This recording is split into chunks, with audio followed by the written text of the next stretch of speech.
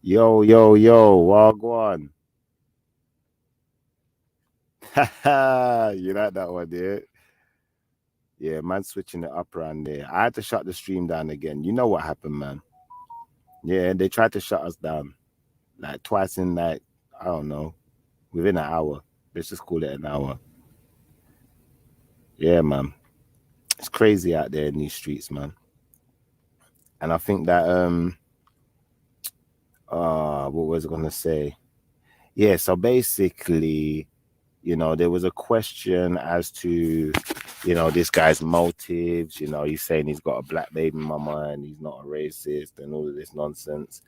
And, I think we kind of got the answer to our question just by, just seeing the behavior. Because that was him that came back and done the porn bombing. So we know who did it the first time. We're not stupid, you know, um, even if you think we are, you know. And it's like we pick up on things. We're very intuitive. So even if you think you can play with us and hide it, it's never gonna work. We're gonna catch you out. You're gonna slip up. Yeah. And it's only gonna take that one time, that one slip of the tongue. And that's why I'll let people chat, like that. Especially if they come around acting all flipping cool. Like that. Let them chat and see where they're going with it. And then we might find out something that we ain't so cool with. Or we might find that we're completely cool. Who knows? But it's good to met people chat, yes. Met them chat. The man come on there talking about BC and PC and yo, I said, hold on. I wanted this boy here. I should have laughed. Yeah. So basically now what I gotta do is I gotta send the stream out to everyone again. It's like this guy's giving me work to do. What are you idiot? Waste man. Thanks for that, bro. So I'm doing double the work now. Fucking piss take, mate. Telling ya. Fucking piss take, mate. And then smack in the mouth, that's what you need, brother. That's what you bloody need. Smack in the mouth, mate. Yeah. It's alright anyway. We're never gonna get upset, like that. We just get busy. You see it? Cause that's how we do things over here. You see it? Some people don't know about them thing there. Just get busy. They know about complain and sit there and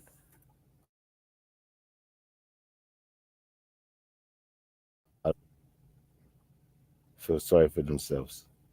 Like that. Man ain't got time for them type of things there. Feel sorry for what?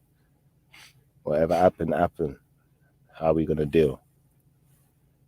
That's the only reality for me, man. So how we're gonna deal is we just start up a new stream in it. Like, so what, man? Ain't crying, ain't bitching. Like that. All right, so the guy played a song that said the N word. Still ain't crying, still ain't bitching. I'm just doing my thing. I'm not gonna make them affect me like that.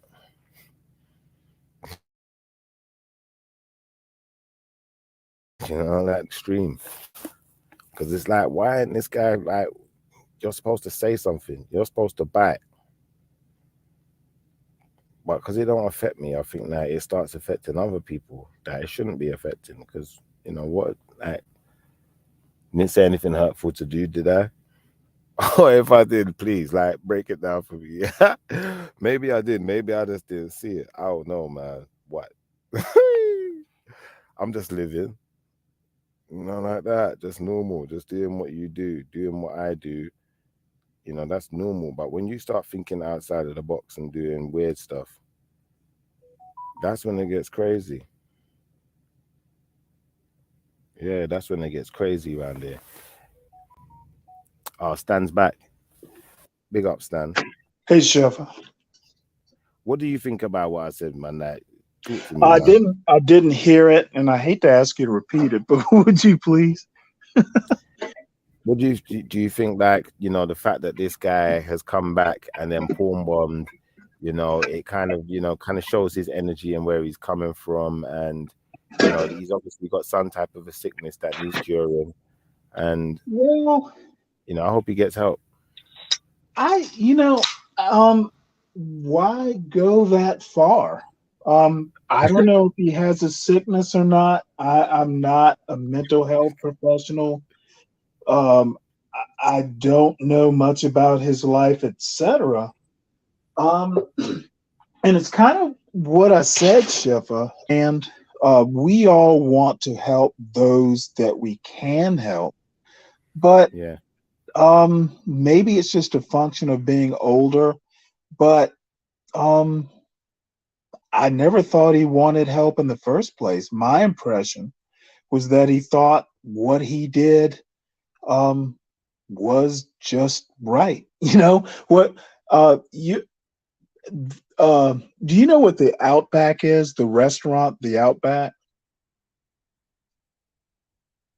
It's like an Australian themed restaurant here in the U.S.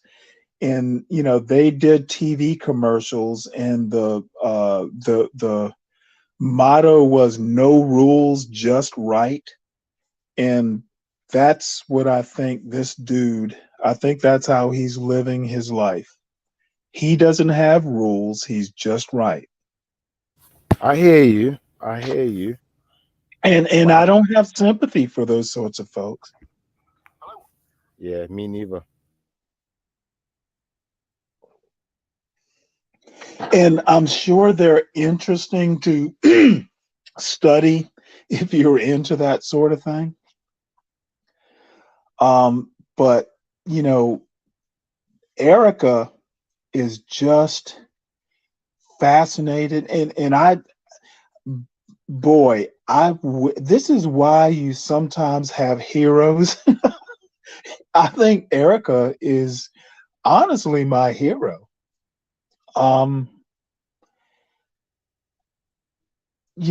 she people like her are really how progress is made.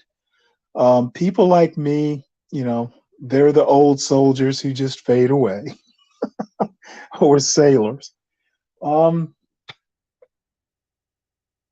I hear you, man. I just think like, um, was you gonna say something there? no, I just admire her. I just don't. I want to help the people who kind of express, or I get the impression that they're really curious and they really want help, or they really want knowledge, or they really want to learn. And um, it's evident. They'll ask you questions. They won't make statements all the time. They won't impose their music upon you. They won't make a lot of declarative statements. They will ask questions. And, it's subtle things like that, at least in my opinion, tell me if that person is interested in you or your program, or learning more about what you're thinking. Um, it's pretty easy to know if someone is open to learning or experiencing. It's not that hard to know that from another person. So um, it's not like I judged a book by the cover. Um, I watched quite some time before I ever called in. So it wasn't um, a quick impression. I watched for what, an hour. This dude go on. Yeah, he was guiding for quite a while. He said some really, really crazy stuff, and I think it was only getting towards the end that he realized how crazy it was. I don't think he realized it at all. I think I think he was irritated that he finally crossed a bridge, and my impression is that he was irritated that on the Apollo Theater someone had just gone, hey, we're tired of hearing your show.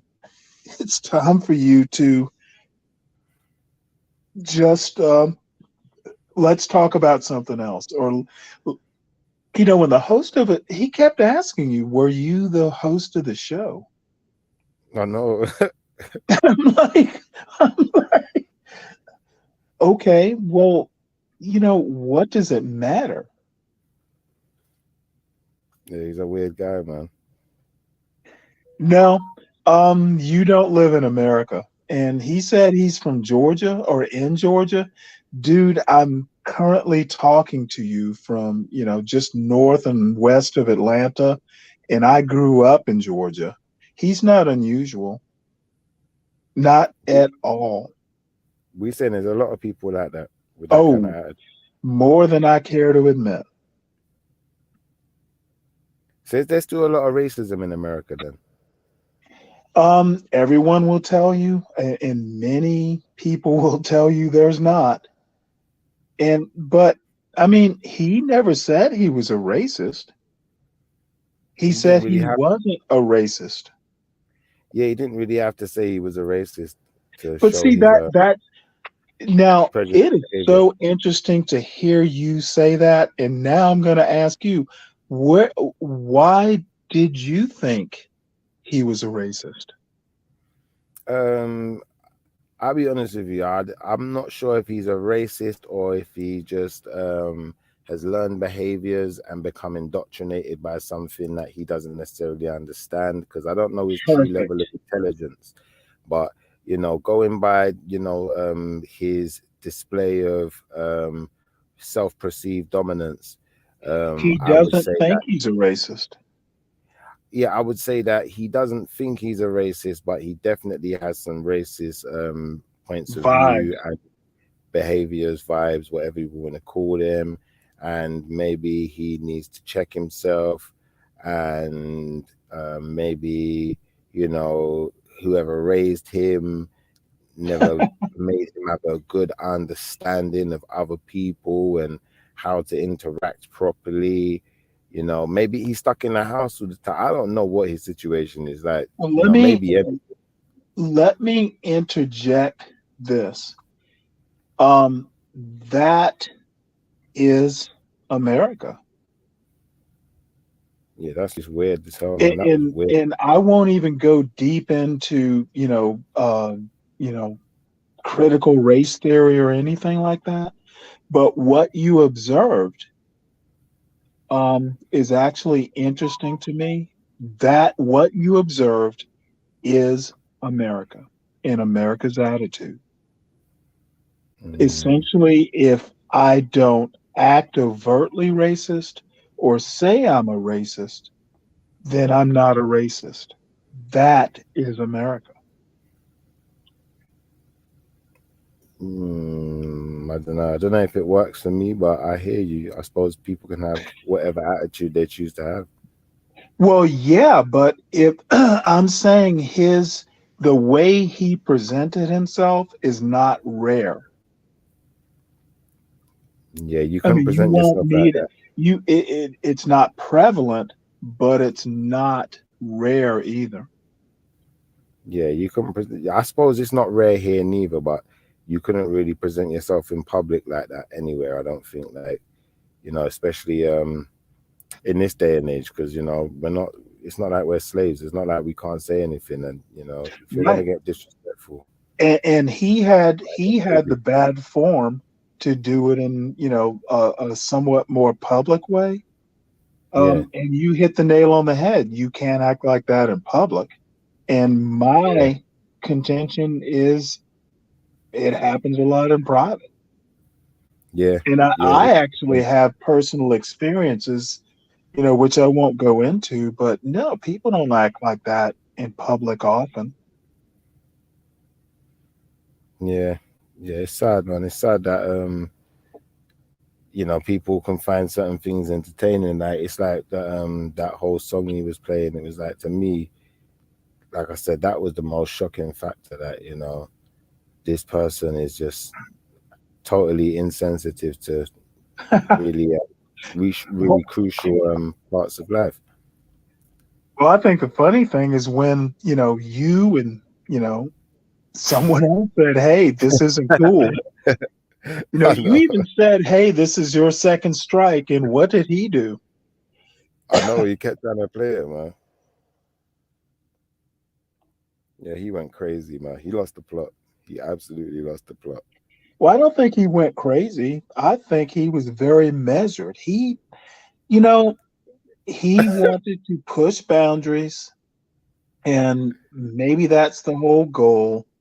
You Yeah. know, let's push boundaries because, hey, it's funny, and I'm being. Have you heard the term an edge lord? No, I've not heard that one. What does that talk to me? What's the edge lord?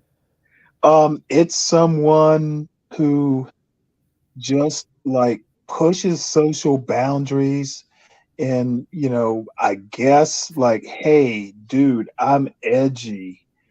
um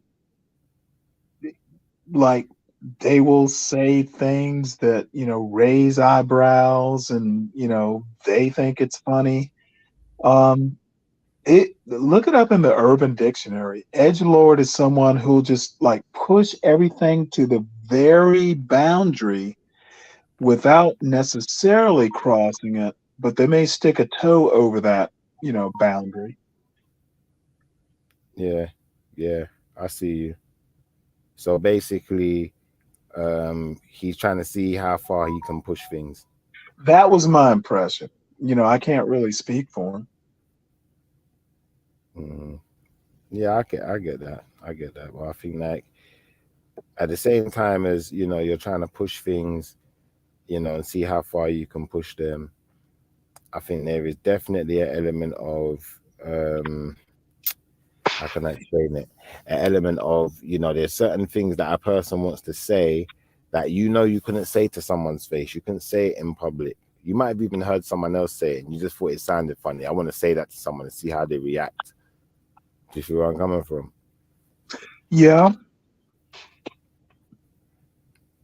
Yeah, I think there's Why definitely an say it element of to that. why say it to someone you don't know? Well, because you don't have to have any fear of consequence with someone you don't know. Do you see where I'm Oh, coming from? yeah. I But see, if everybody thinks like that, that's like the key to chaos. Let's just walk up to people we don't know and say the most offensive things we can. Yeah, You know, how is that really gonna work? If everyone thinks like that. it's sad, to be fair. It's sad, man. Like it's quite sad that someone is what's the word, they're that underprivileged, or whatever they're missing in their life, whatever may, I don't know what it is. I don't know if he's underprivileged, I don't know if he hasn't got a girl, I don't know what's missing, but something's definitely making him disconnect from reality and the world, um other than what he exists as himself. Well, And I'll be honest with you. I don't know.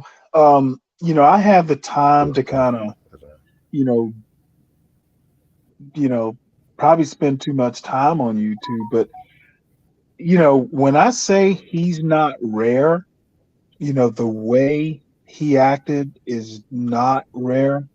I'm not joking. Um, you can go into YouTube. There are plenty of folks like him. mm. But this is the Plenty. thing, that you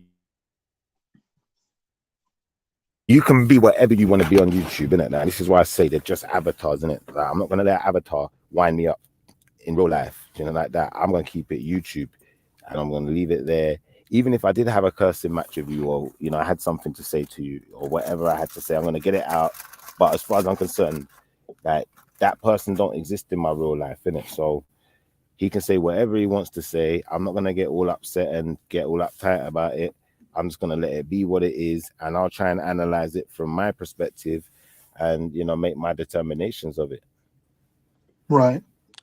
Yeah, I think that's more fun, man. More fun this way, because we could be talking about this brother all day if Yeah, we want. but Shifa, Nah, that one Can't come back there. one last thing though, it is your show, and everyone needs to know that. Yeah, it's Natty's show too, man. It's Natty's show too. Natty's here now. Look, Wagwan, Well, Natty. go on. Come on, G. Wagwan, brother. Good week, man. Good week. Did you see the passer? What happened? What happened? Stanley, you explain it, man. Stanley's good at explaining these things. Some dude just went over the line. Straight. Yeah, straight up. Man, if I explain it, I'm gonna sound as bad as he does, quite frankly. I know. That's why I didn't No. want to say that again. I didn't even want to say it again, bro. Like What wicked? the What brother wicked? came on here talking like some madness. He was talking madness, basically, yeah. And then, like, I don't know, he just started getting weird. He started playing this song. The song was talking about raping people and stuff, and it was like, bro, why on What? earth would you have a song that talks about raping people? And it's like, nah, something's wrong here. Like, what's made you even think that you can have that kind of song in your catalog or your selection, whatever you want to call it? And Well, better who on earth yet, made that? play it on someone else's stream. Yeah, even that, You know, like, he can have it all he wants, but why would you play it on someone else's show? and then even if you was gonna play a song, yeah, the two songs that you choose to play, one of them is this song that's saying the R word, yeah, come like profusely, just like loads of times in a row, like back to back to back to back. And then the next song you play is the DuckTales song with the N word in it. And it's like, Yeah, you know what? I think don't obviously, know, man, man. you know what it is, man. You got the sick people at him, man. You got wicked people at him, bro. Wicked. And they do wickedness to themselves, man. You get me? You just keep it moving. So what, man?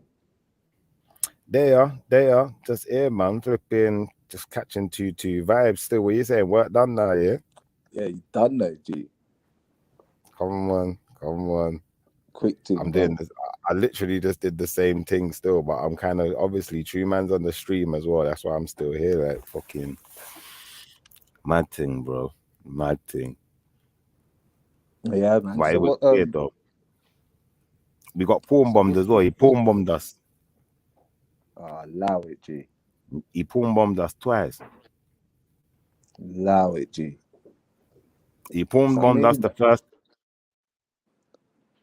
This is some Gotham Asylum because shit we out here, cornered man. him in it. We was trying to get him to explain. Basically, he said that because he's got a black.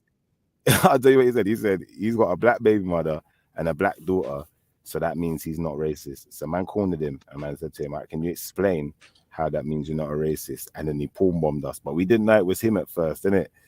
So then he's come back a second time, and obviously I seen his avatar. He's put his camera on, so I knew it was him. And then he just threw the porn on the screen again. I don't know how he's doing it, bro. Weirdo, fam. Weirdo, man.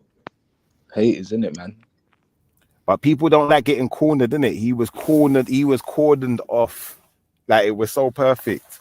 Because now he had to explain he had to explain to us how that makes him not a racist. All right, listen. You want to hear a thing, yeah?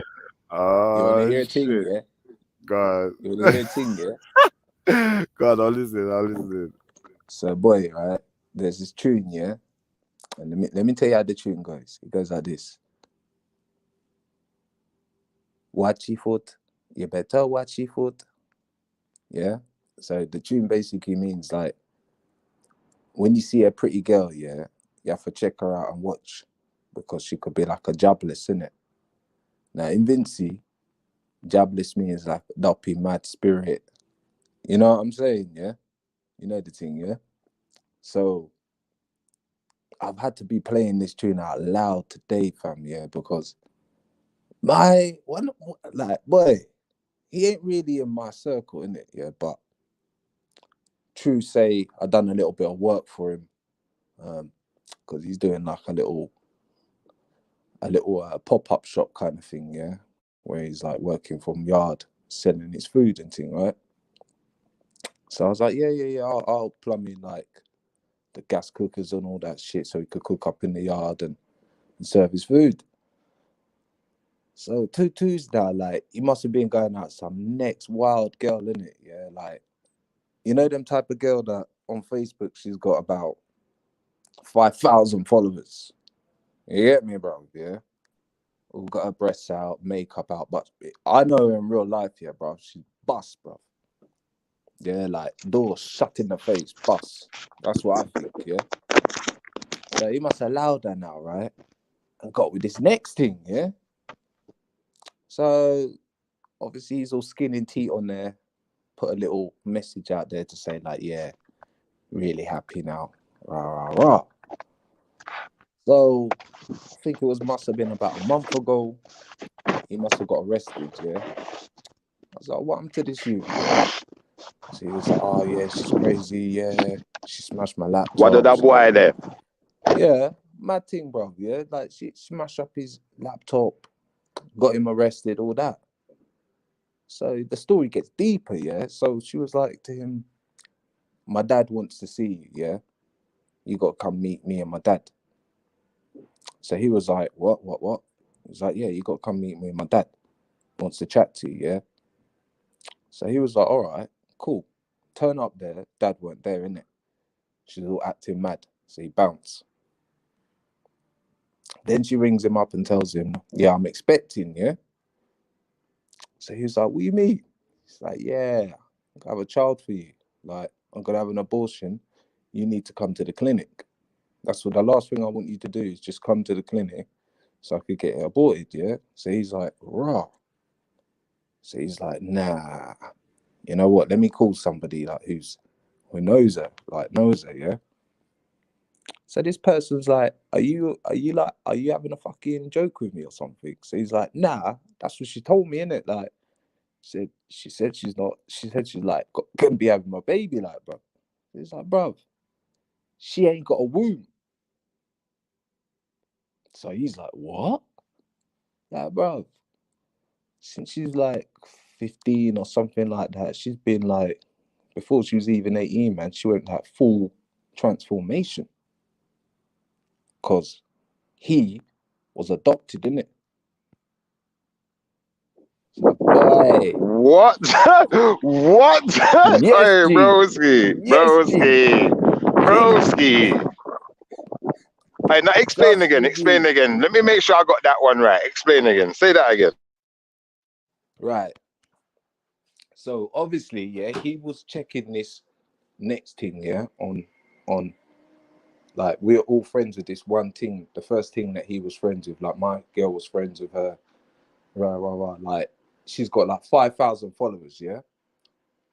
True say he's a bit of a, I don't know, he's a bit of a wimp, innit? Yeah, but you know what I mean? He's a good guy, yeah. But she was just like allowing him, buoyed him up. So he hooked up with this next thing fast, innit? Yeah, hooked up with her. Then they started getting into arguments, started getting into a fight and all that stuff. Something about, I think she was saying to me, yeah, we need to get married and all this stuff. Yeah, I want to get married quick, all that. And he was like, yo, chill, because I've got my business, blah, blah, blah, all that, yeah. And then, like, boy, they had an argument, got him arrested. And like, this is what happened with him with that other thing, yeah? The other thing that's got bare followers, in it. So got him arrested. So he was like, nah, she's mad. Had enough of the argument. She broke up his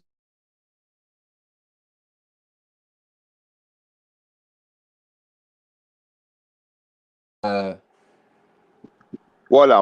on there. Stop again. Tell me what she broke up now, because I didn't hear that part. she broke up his laptop because the night when he got arrested at her house, innit? His house, sorry. Yeah, he got arrested at his house. Yeah, but I'm talking about the thing he was linking. Yeah, so let's just carry on for the story for how it would go, right? Because she's a she right now. For the time being, she's a she right now. Yeah. So police arrested, blah blah blah. He's like, you know what? I don't need this. I don't want this in my life. Yeah, because she's been going on a mad one from time. So she's all like, yeah, link me. You got to see me and my dad. Dad didn't turn up. He was like, raw, I've been tricked. I ain't seeing you again because you're on a mad one, yeah? Bounced. Then she's talking about how she's having a baby.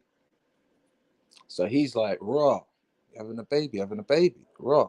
Okay, cool. Let me call somebody who's like mutual kind of thing, yeah? They're like, bro, she's having a baby. He's like, yeah. He goes, don't be stupid, bruv. Yeah, you having a joke? He's like, no. He goes, she hasn't got a womb. She's been a full like ting since like 18. Yeah, that's a matter still. So basically, it was a man thing, and a man never knew it. How do you not know it's a man thing though? Explain. Because bro, she's got like the ting all done, innit?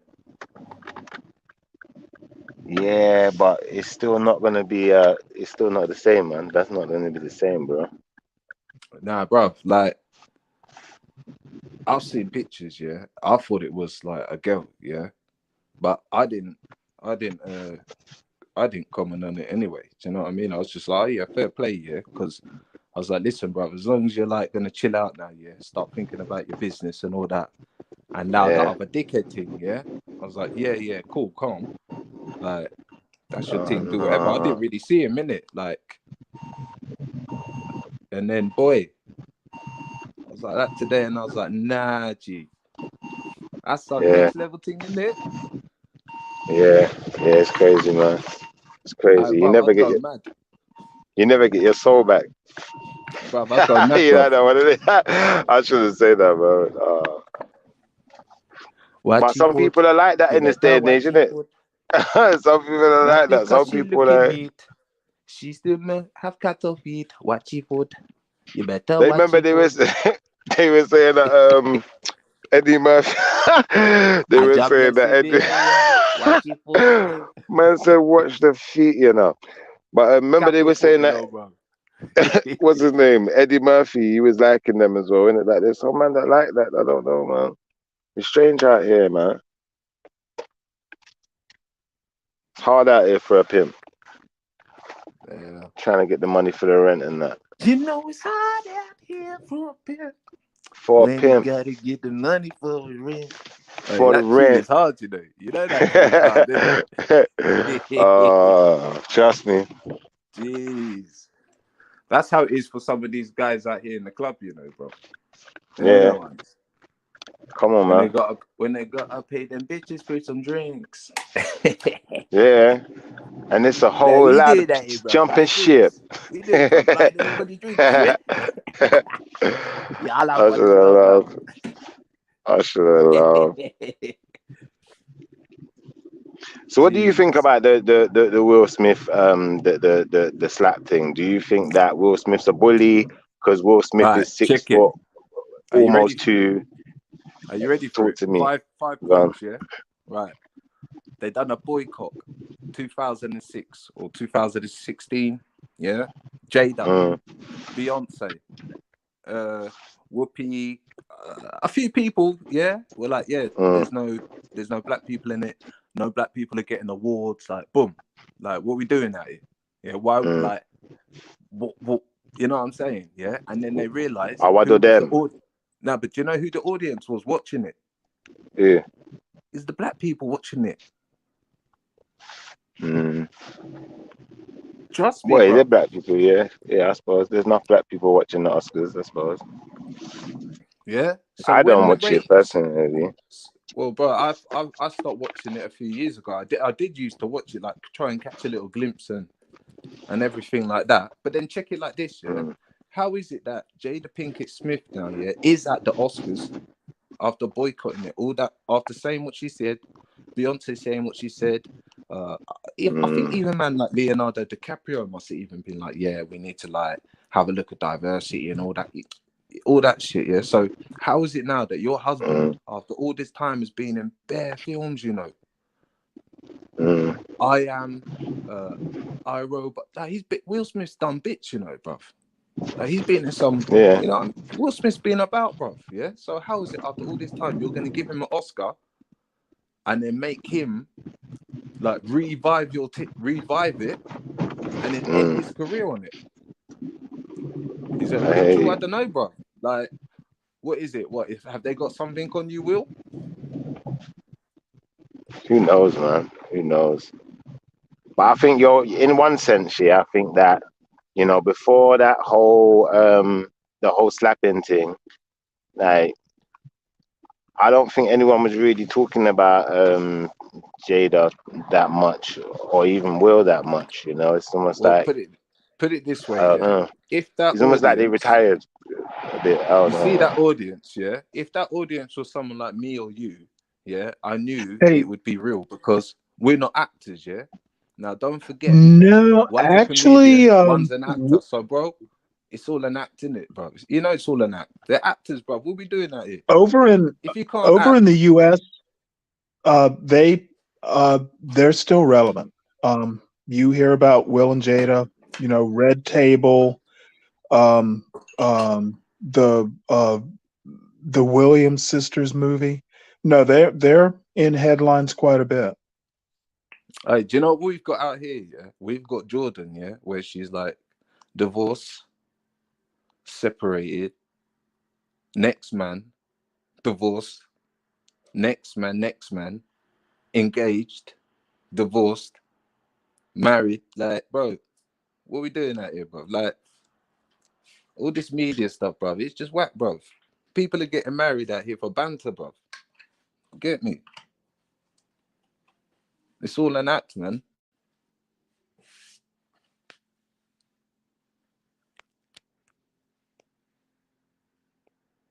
I kind of hear you still, and I said the same thing earlier. Like, at the end of the day, you know, that's their profession. At the end of the day, they're actors. So how can I take anything they do? Jeez. Why is it that? I mean, an actor, bro. They might act. They might have to act. Right. They're actors, isn't it? We're doing that here, bro. Them is not the real article. On stage as well. On stage as well. Come on, we know the thing, man. Hyping it up. And who's hyping it up? Are we hype it up, bro? Who do you think would win in a slap boxing match, though? Will Smith or Chris Rock? And why? Boy, I don't know, yeah. But let me tell you one thing. I did watch some of them crazy Russian brutes. Yeah, lowy, bruv. I watched some of them freaking slap down and all that stuff that them Russian man do, yeah. And let me tell you this. I see man get the absolute life slapped out of him, bruv. You know, like when you see his spirit, like a blur, and it just goes woof. Nah, bruv, man. Then if you ever watch that shit there, bruv, you know you don't want to be slapped by certain, bruv. Hey, I'm not gonna lie. I see some of them where it's like the man get a box and he's just falling straight down. There was no, like, you know, like that. It was almost like he stopped breathing, like he just died. Like Jesus came back and slapped him and said, "Yo, hey." Trust me, bruv. Trust me, bruv. And you see their whole lip, like their face turns around to the back of their head, but their skull don't move.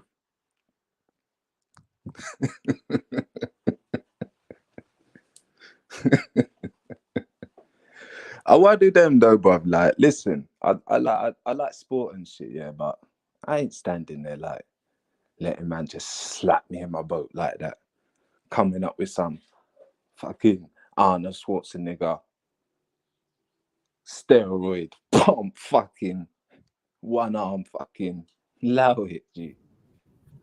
Yeah, it's a mazza still. It's a mazza. It's a mazza, bro. That's not for me, man. Hey, Chef, how much money do they get? I mean, they're not doing it for Who? free, I'm sure. Nah, What, they're for the not. Oscars? No, I mean for the slap fight. Oh, for the slap fights. No, I swear the guy had like about £100. He split it 50-50. Oh Nah, no, man. they get more. Nah, they Nah, get bro, more. that's like £100. We could go back to the video in a bit still. We have a look. But it looked like £100 to me. He said 50-50. He's like, yeah. It's £100. Nah, it ain't £100, bro. Nah. Yes, that's about right though. Because you're only taking 2 boxes in your I'm face. talking about the proper thing, man. Like I'm talking about, like there's one guy. What's his name? Zazulio. He's a Brazilian Donny, yeah, and he is fat, bruv. Like, and when he first come around here and he's slapping, bruv, it's like he's got like mini cars on the end of his freaking hands, bruv, hitting you with. You know what I mean? Yeah, but it's all right for certain man. Remember, that's good money. £100 or $100 or €100, whatever it is. I think it's going to be euros, isn't it? Or if it's Russian, then it's going to be 100 Russian equivalents. So, you know, you're getting that per fight, innit? All you got to do is take a 1 box. Now, remember, you can have more than one, well, not 1 box. You might get 3 or 4 boxes, innit? But that's just 1 fight. That might be the space of 10 minutes, if that, to have 1 slap boxing match. And you could have probably 10 slap boxing match. Now you walked out with a bag. You took bare slaps, though.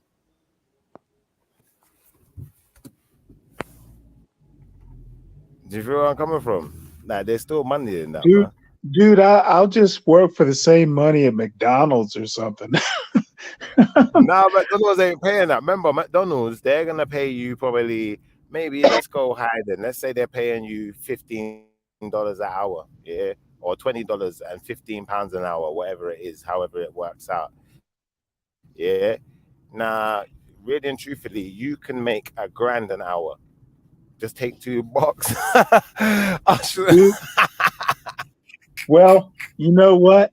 I guess the description of me is right. You know, I guess I'm just a pussy. Nah, I'll just, you know, I'll work a little harder, you know, somewhere else. But to be honest with you, the pillow fights really interested me. How much are they getting paid to do that? I have no idea. I'm, in all honesty, I hope they're not getting paid to do that. If they are getting paid to do it, you know, it's a tragedy. You know, the world needs to end real soon because it's gone too far. People are getting paid to fight with pillows. You know, my sister and I could have paid our way through college if they were paying for pillow fights. Do you feel where I'm coming from? Like, come on, man, this ain't serious. The slap boxing, at least you get a box, you know, like that. And I think, like, even if they did things like, like stood outside like the tournament, and you know what, you can get a free slap, but it costs you £100 a time. There's more money in it for them, so at least they're gonna eat properly, you know. But they're gonna have to take some serious slaps today. You know, this is gonna be like, but they might have to pay some medical bills too. Yeah, maybe some dental bills. You know who would have been sick of it? My mum would have been sick at that shit though, bro. And the slap boxes. Oh, yeah, shoot. Listen, bro, my mum would have been the end boss at like Mortal Kombat. Yeah, I think Mike Tyson would be good too. Come to start blows, man. You get me? All right, Beth, turn your camera on so we can see who you are, man. Because I can't just let anyone on right now, man. Like, you're gonna have to turn something on. Show us something. Like, show us your hand. If you can't do that, then I can't really let you on because potentially you're what's that guy's name again? DHS again, and you want to porn bomb us, and we don't want to be porn bombed. So, Beth, can you turn the camera on? Can you show us that you're a real person? Yes, please take your porn somewhere else, bro. We're not interested, bro. Us man have got beans out here, bro. Thanks for the sharing, though, bro. Really, but you're on the wrong channel, bro. Yeah, we've had enough. We've had enough, man. So, Yeah, Beth, obviously, if you can't turn the camera on and show us that you're a real girl, hopefully not a real boy with a name like Beth, but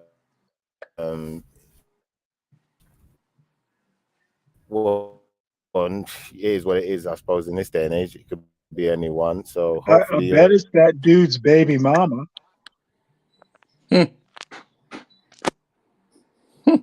just a real person, full stop. Yeah, so basically Beth's not turning on the camera, so I think we should just continue, guys. Don't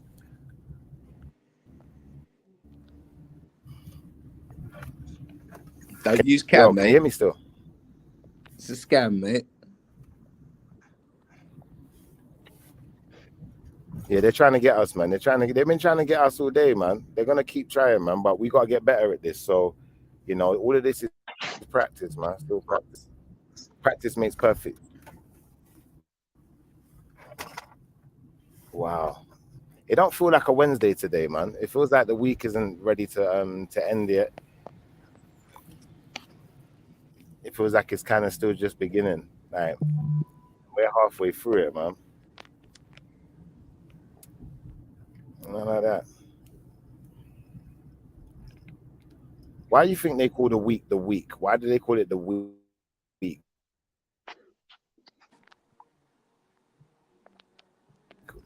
Why don't you know like that? Because you see when you're like anytime you order Well, something or you know if you and let you want a refund, they say, oh, it's gonna take 5 working days. dude, Beth says it doesn't use a cam, but every phone has a cam. You can use a cam, just because you don't.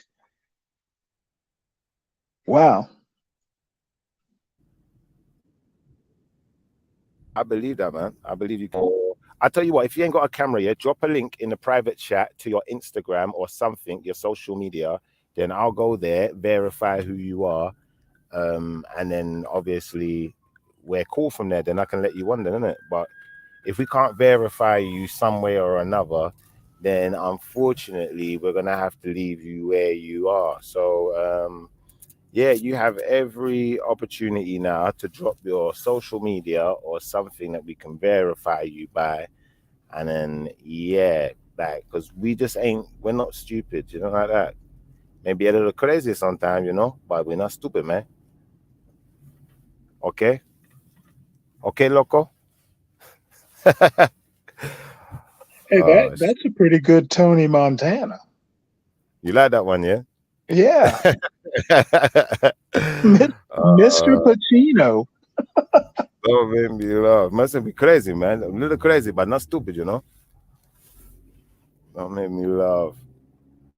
It's them old movies, man. Sometimes when you watch old movies as well, like I get caught up in it, like especially like them old gangster movies and stuff. You start talking like them, you don't even realize it. And then I have to check myself and be like, hold on, I'm not even American, you know. I really ain't. So I'm just gonna allow it. Go back to talking like me.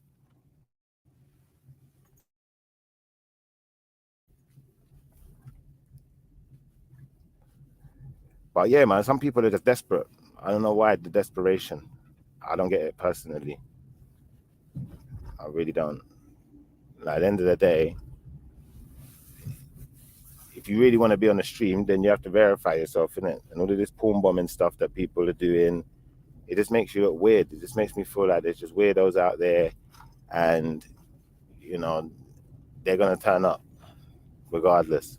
So we're gonna have to be really wary and vigilant to the weirdos who I don't know, You man. know, Shippa, you bring up something really interesting, though. You call them weirdos. I call them normal. Why you call it? What? Well, I know that's a provocative statement, but at least in America, again, I've never been to England, but Yeah, that type of trolling behavior in the U.S., yeah, especially I'm not on Twitter, but I see if I hear enough about Twitter. That trolling thing, it's not unusual. Yeah, yeah, I So, can you imagine. know, that they want to troll you because they don't like your content or, for whatever the reason might be. In the US, um, it is not unusual. It's not rare. It's not aberrant. It's, you know, you won't, if I go to Home Depot or, some, store, you're probably not going to meet those people, but they're on their best behavior. But, Twitter and YouTube and a Yeah, lot of these internet spaces just allow people to be who they are. And my thing is yeah, America yeah. won't admit who we are. And that's our problem, quite frankly.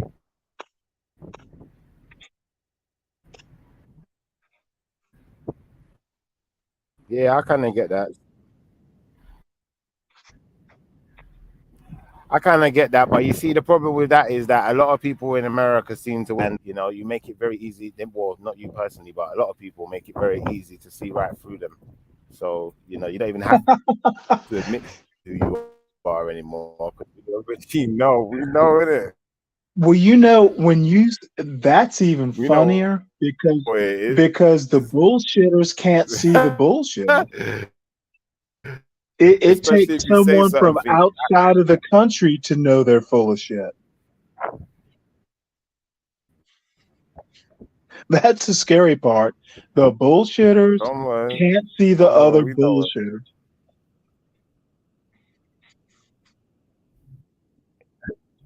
Maybe they're so focused on maintaining the light, like that, or maintaining the personality, the persona, that it's hard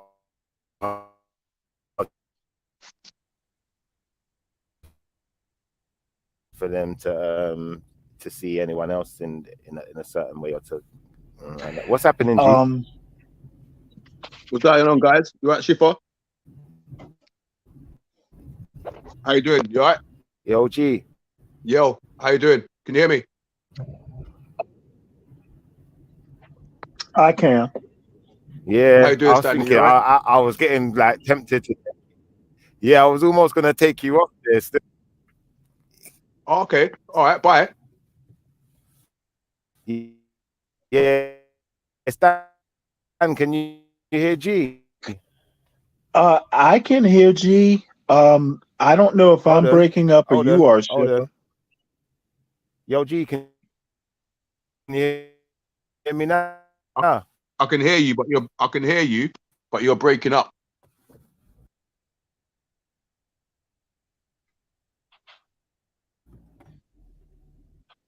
Um, G, I can still hear you.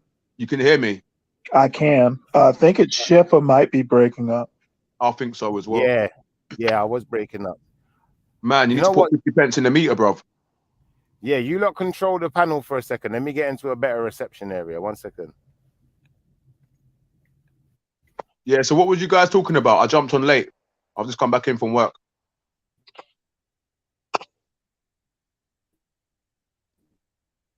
Hold on.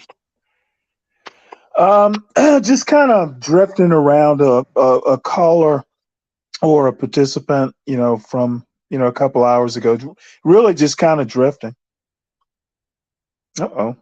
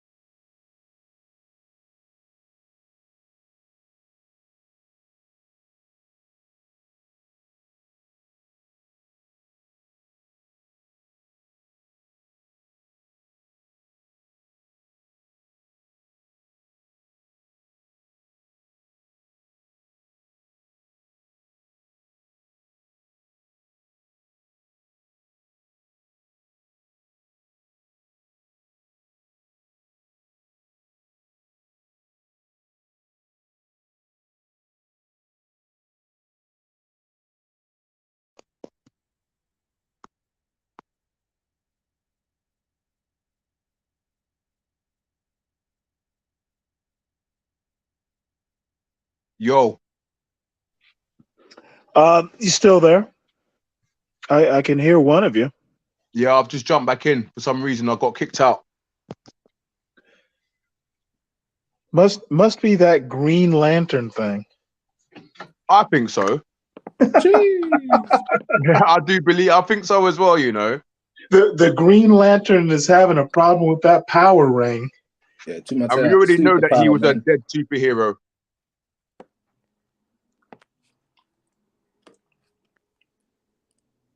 So you saying, man, them good day, yeah? Yeah, not bad, bro. How are you? Bruv, you know, you just got one of them ones where you could just get in and out of London and be home. Yeah, You know what I mean? Like, get in and out and boom. Work yeah, done. I know what you mean. It's nice. But yeah, man, other than that, I don't know. What's man been up to? Same old team, You man. know, You know them. these two were Yeah, in yeah. some deep conversation when I was logged on, and I joined the panel, and then they're gone quiet. I'm unsure what they were chatting about still. No, What was you saying, Stanley? I think the thing, the bigger theme was a guest that Shifa had on earlier, and I just think that this particular guest was not a rare sort of character in the U.S. And I'm from the U.S., you know, born and bred and all that stuff. Mm. A white guy who basically thinks he's not a racist because he has a black daughter. And, you know, my point is there are plenty of examples in American history of, you know, white guys who have black daughters who are, you know, dyed in the wool racists. And I don't want to go too deep into that. However, just because you have a black daughter does not mean you're not a racist. Yeah, And just sounds silly, man. well, I called him on it, and I called him harshly on it, and presented an example, and he didn't like it, and I don't give a shit. You know, That's what I'm not happens when saying people you're put a themselves racist. under prey. I'm sorry. I said that's what happens when people put themselves under pressure. Well, I don't think he was under pressure. You know, my whole point was just because you have a black daughter does not mean you're a racist. And my statement doesn't mean I think you're a racist. I'm just saying you can't, you know, say that and, you know, have people believe you carte blanche. Mm. I mean, there's too much American history to, you know, to the contrary. So I can't prove whether he's a racist or not a racist. I'm just saying don't make the statement because you can't back it up and there's no way you can. How about talk about something else? You know, I just, it irritates me when people say stuff like that. You know, it's the family equivalent of I have black friends. Yeah, man. There ain't a lot of them, but that's what I mean. There's just a few of them. They're just like the last remnants of self-hate, really, isn't it? Um, Can I ask you a question? Do you think that it's a small minority, or do you think that it's a bigger minority than what we think? from based on my experience, it is not rare. I'm not going to say it's a majority or, you know, in your day-to-day life, you're going to run into it, but it is not the exception. It is not rare. And if nothing else, you need to be aware of it. You know, you can't take every statement that I'm not a racist at face value. And that's really my whole point. We're Right. not there yet. We're not post-racial. Just because someone says they're not a racist they may not even know that they're a racist. No, I get that. I get that. Now, I'll admit, I'm a little bit of a cynic about this sort of stuff. But I grew up in Savannah, Georgia. I have seen plenty of people who thought they weren't racist but would do racist things. My goodness, what is that? I'm getting another call at the moment. What's your opinion about racism being accepted towards like the same community brandishing racist proverbs towards each other? Well, no, I don't think racism is accepted. That's not what I'm saying. I'm saying in denying that racism exists, we are fooling ourselves. And you don't have to hate black people to have racist behavior.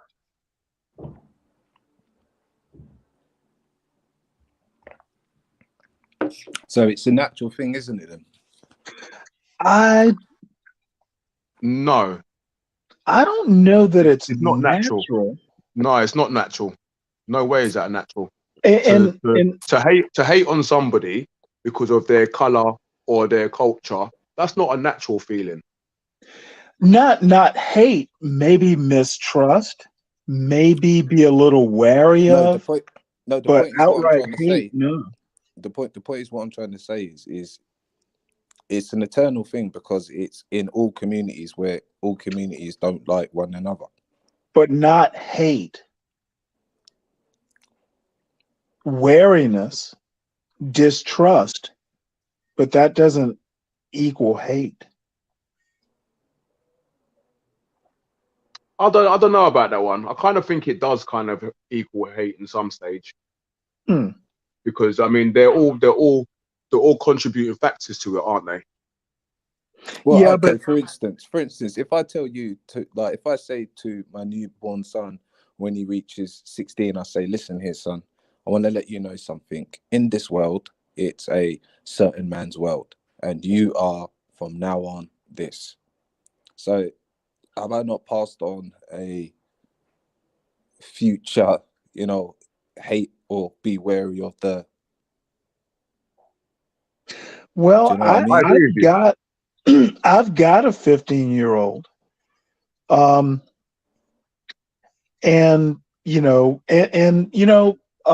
my parents are still alive. I'm a 57-year-old. And I certainly, back in my day, it's gotten a lot better since I was 15, but I've got a 15-year-old. And my advice to him is don't take people at face value. You can't judge a book by its cover. However, soon enough, you'll be reading the pages, meaning that, actions speak louder than words. You don't have to hate someone. Being wary of someone is not the same thing as hating them. They earn your trust. Yeah, that's right. Yeah, 100%. Yeah, I think that's definitely something. Yeah, And definitely I've something. literally had that conversation with my son. Yeah, you have to give people a chance, man. You have to take time with things. Absolutely. And that's how even like relationships between a man and a woman really, sometimes flourish and work. Like if you're like saying, listen, you know what?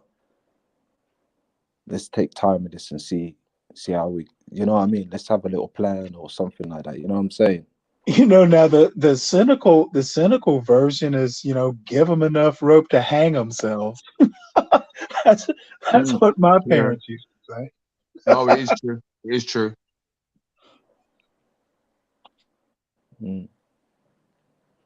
So what you're I saying is see. that we're all wary of each other then? 100%. That's not a bad thing to be, unless you know the people. I mean, you don't have to be But wary of your family necessarily. Why? Mm. Why? Because Well, sometimes in families they do some of the most stuff, isn't it? That cause more pain. yes. absolutely. You know So what? why can you not be There wary are, of your family? I can't answer the question other than, my weak response is, there are exceptions to the rule. But for instance, my sister and I, we're close in age, and I have a brother who's 13 years younger than I am. I trust them implicitly. I, you know what? My sister, especially, and I are so much alike in the way we think. Um, she's one of the few people in the world who can fuss at my son, and I don't even think about it. You must have done something to piss her off, and thank goodness she got to you before I was aware Yeah, of it. I trust yeah, her implicitly. I don't ask her questions. If she has a correction for my son, and she's got kids of her own, I don't think about it. yeah. Can I just read out this little message from Cotton Socks in the comments Yeah. saying, Uh-oh. Yeah. I Big don't up, think Cotton. it makes the child hate, but it will definitely make a child feel they are different and have to work harder just because of skin and make them self-conscious. Yes. Yes. That's a really Yes. that's a And good that's comment there. why. Yes. And that's why. That's what Pick I up the was chat. trying to. That's what I was trying to say to my son's mum, innit? In that certain way. That's what I was trying to basically say. Look, don't let him feel like he's different. All right. Right. Let him be Okay. like. Let him find out for himself. Like he could find out for himself, yeah, and he could chat to me, like, or your mum, like he can. And he found out for himself at school. He found out when somebody said it to the wrong type of people. Oh, Dad, they Yeah, said this to the Asian boys, and the Asian boys went mental, and oh my God, then these are all jumped in, and then I was like, oh, so now you understand how certain people, but not all of them, innit? Nah, not all of them. Everyone's just like, just this dickhead. It's just like, boom. Because now my boy's got options in life. Like I said to him, like, you have so many different people and so many different doors they can open up when, you take a little glance into their life, but still, you know, you keep to your family's principles or whatever side of the family you're stronger with, whatever side of the family bond, or you choose your path. Just, you know what I mean, bro? Like, still keep you. So yeah. yeah, man. Which is difficult sometimes. Which is difficult Mm. sometimes. There's a lot of outside influence and subconscious stuff going on around you. And I think a lot of people act out in these ways because of that subconsciousness. Well, if your mum's gonna tell you your black skin is negative, you're done out here. Yeah. Yeah, for real. You're done out here. It should be more on your manly behavior. Like, look, you're a young man now, yeah? And when you're on road, they're going to expect you to behave like a young man. That's why I allow you to go out like a young man. And I want you to Yeah. behave like a young man. And you've got big responsibility. Do not do this, do not do that.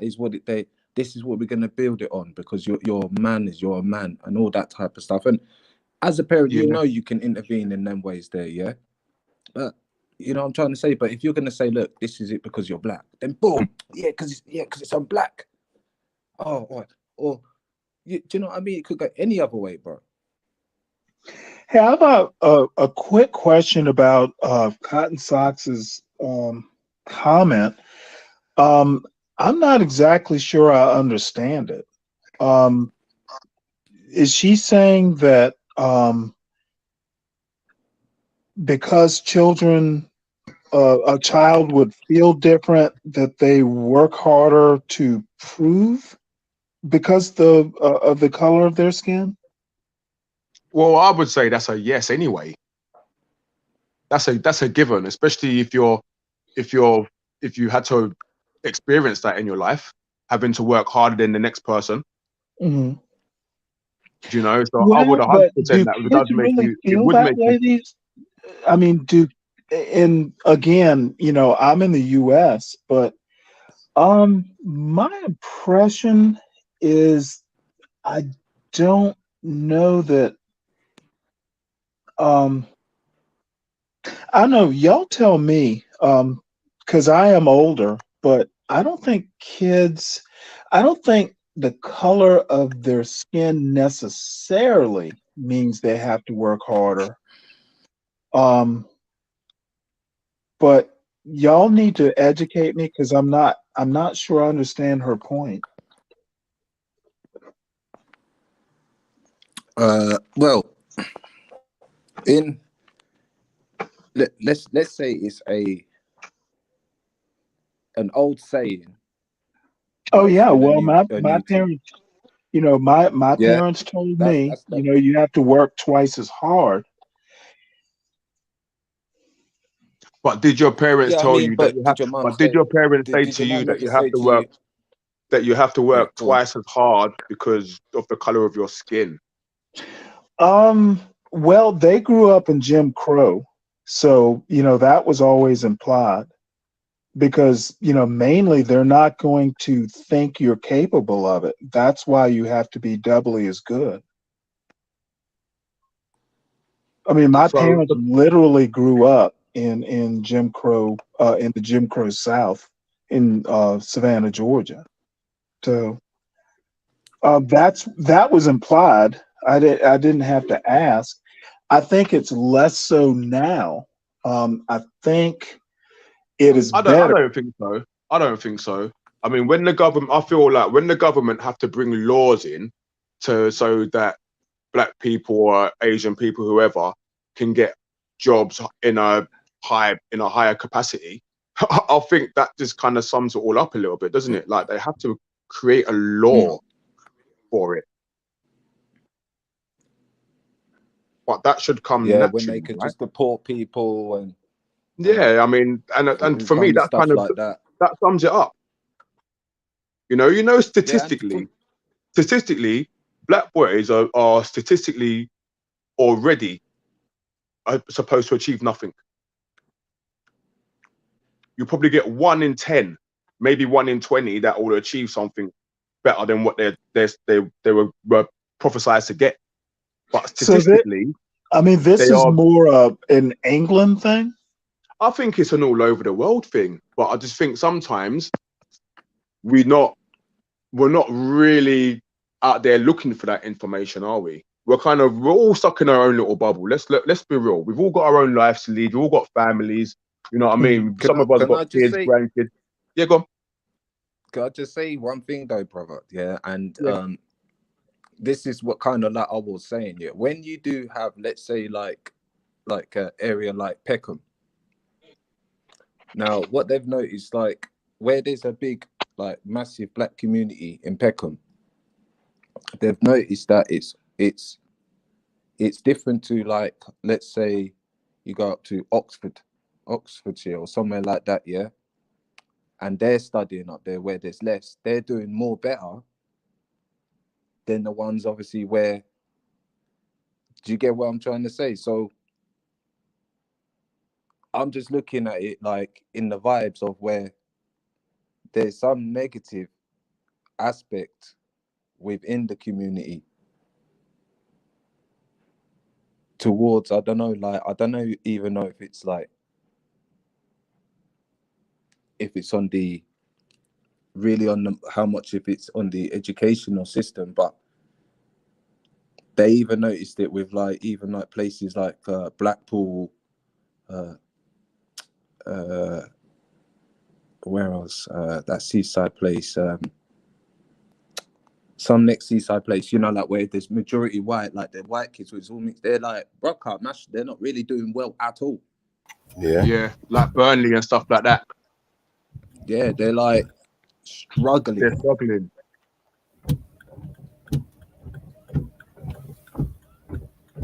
They are. I do agree. I've seen some of them.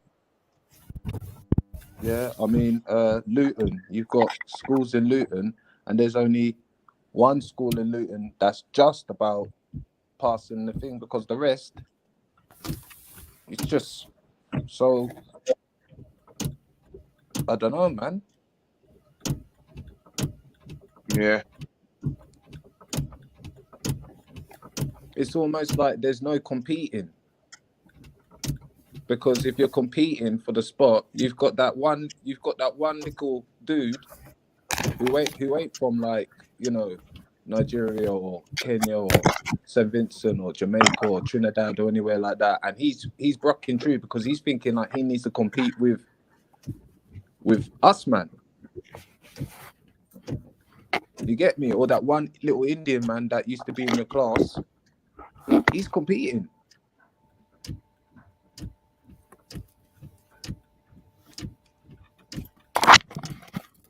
Yeah, for real.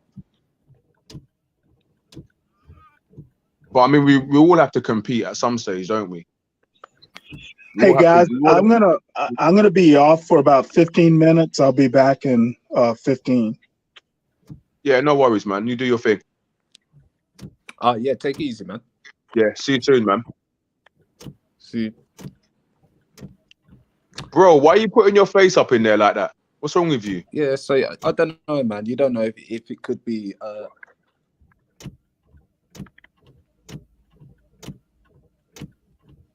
I'm the Green Lantern. Oh, you're an idiot. I'm the real thing. For real? Yeah, you can't see I'm at that move. You're a joker. What? How can't long you see- been there for?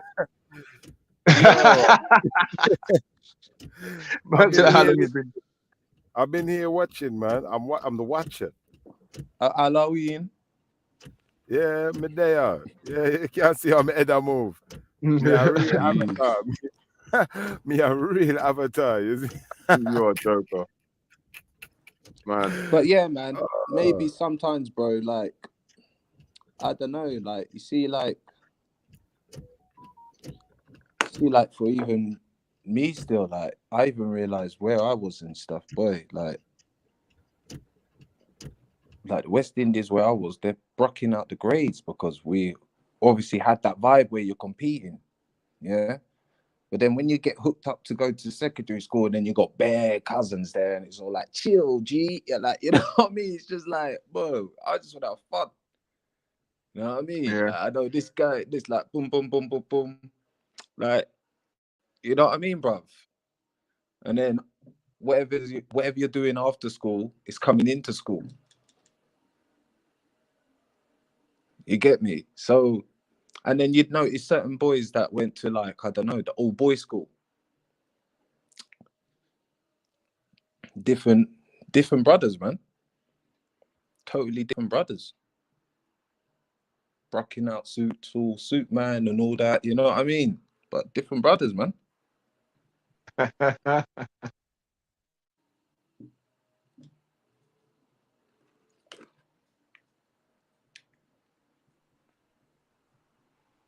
Yeah, the world's gone mad, but I think, I don't know, do you know what? I just got this feeling inside me that I feel like that hate crime's gonna go up soon. That would be the last resort. If they feel like they're losing England like that, that's what they'll promote. I mean, I think it's conversation, yeah. Look at my hand. Well, you thought I wasn't a real avatar. Look at my hand, look. I can move my hand, brother. Which avatar you not can move them hand? Well, that's hey, big up the chat though. Yeah, big up the chat, big up everyone, big man. Up the chat. Big up if you're out there listening and yeah, you haven't made a comment, you know what I mean? Feel free to make a comment. If you're out there listening, just give us a like on the stream, you know, share it on, you know, subscribe, hit the subscribe, notification bell, come on. hit them, you know, it don't cost a thing to send a like, a little heart or start a little fist bump. Yeah, don't be bad. Send Chipper a new avatar. Yeah, I need to pay for my new avatar. He needs a new avatar. I G off. Look at the green. I say G. Look at the Green Lantern's hand. Look, my hands are open. Bro, it looks like you're about to give Chris Rock a slap. Like that already. That's the Will Smith flow pose. No make me whop not my hand in the boy. No make me whop not my hand. You want a box? Hey, you remember that tune? What is it? Busta Rhymes. Yeah, Busta Rhymes. Yeah, bro. I was thinking about that the other day. Still, that was jokes. He was the guy. Last night was a serious night. What's up, What's up, boy? Head last night. Yeah, them tune there, man. They don't make music like that no more, do they? I know. Do you know what though? My avatar looks sick. I'm not gonna lie. This is actually sick that you can do this. I can put my head on it. I can put my hand there. Like, all I need If to do anyone's now out there, can you take a screen share, a screen grab of that? Hear me? I got the whole world in these hands. I got the whole world in these hands. You're a madman. Nobody don't want to give you no world, bro. Ruby and Meltdown. Man, you was in charge the whole. Man said, "Let me thump you." But Man, we wouldn't function. No one would function. But we be in rags. Man, bro, that look like the real Green Lantern for real. Do it again. If Schiffer was in control of the world, everyone's shut down. Bro, we'll go back to rags, bro. I can box you. I can box Natty too. Look, I can do directional. Schiffer will be making beats, man, while the world's starving. Schiffer, what are we gonna do about food? Let me make and spitting about food while he's making the lyrics, right?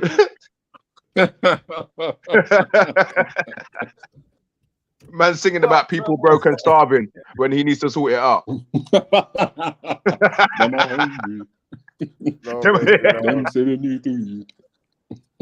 Oh man. You know that one's there. We're not going to jail again. Oh no. I should laugh. It's messed up. It's messed up. Now, if I ruled the world would be a better place, man. I'm telling you, man. How? In what way? In what way would it be better?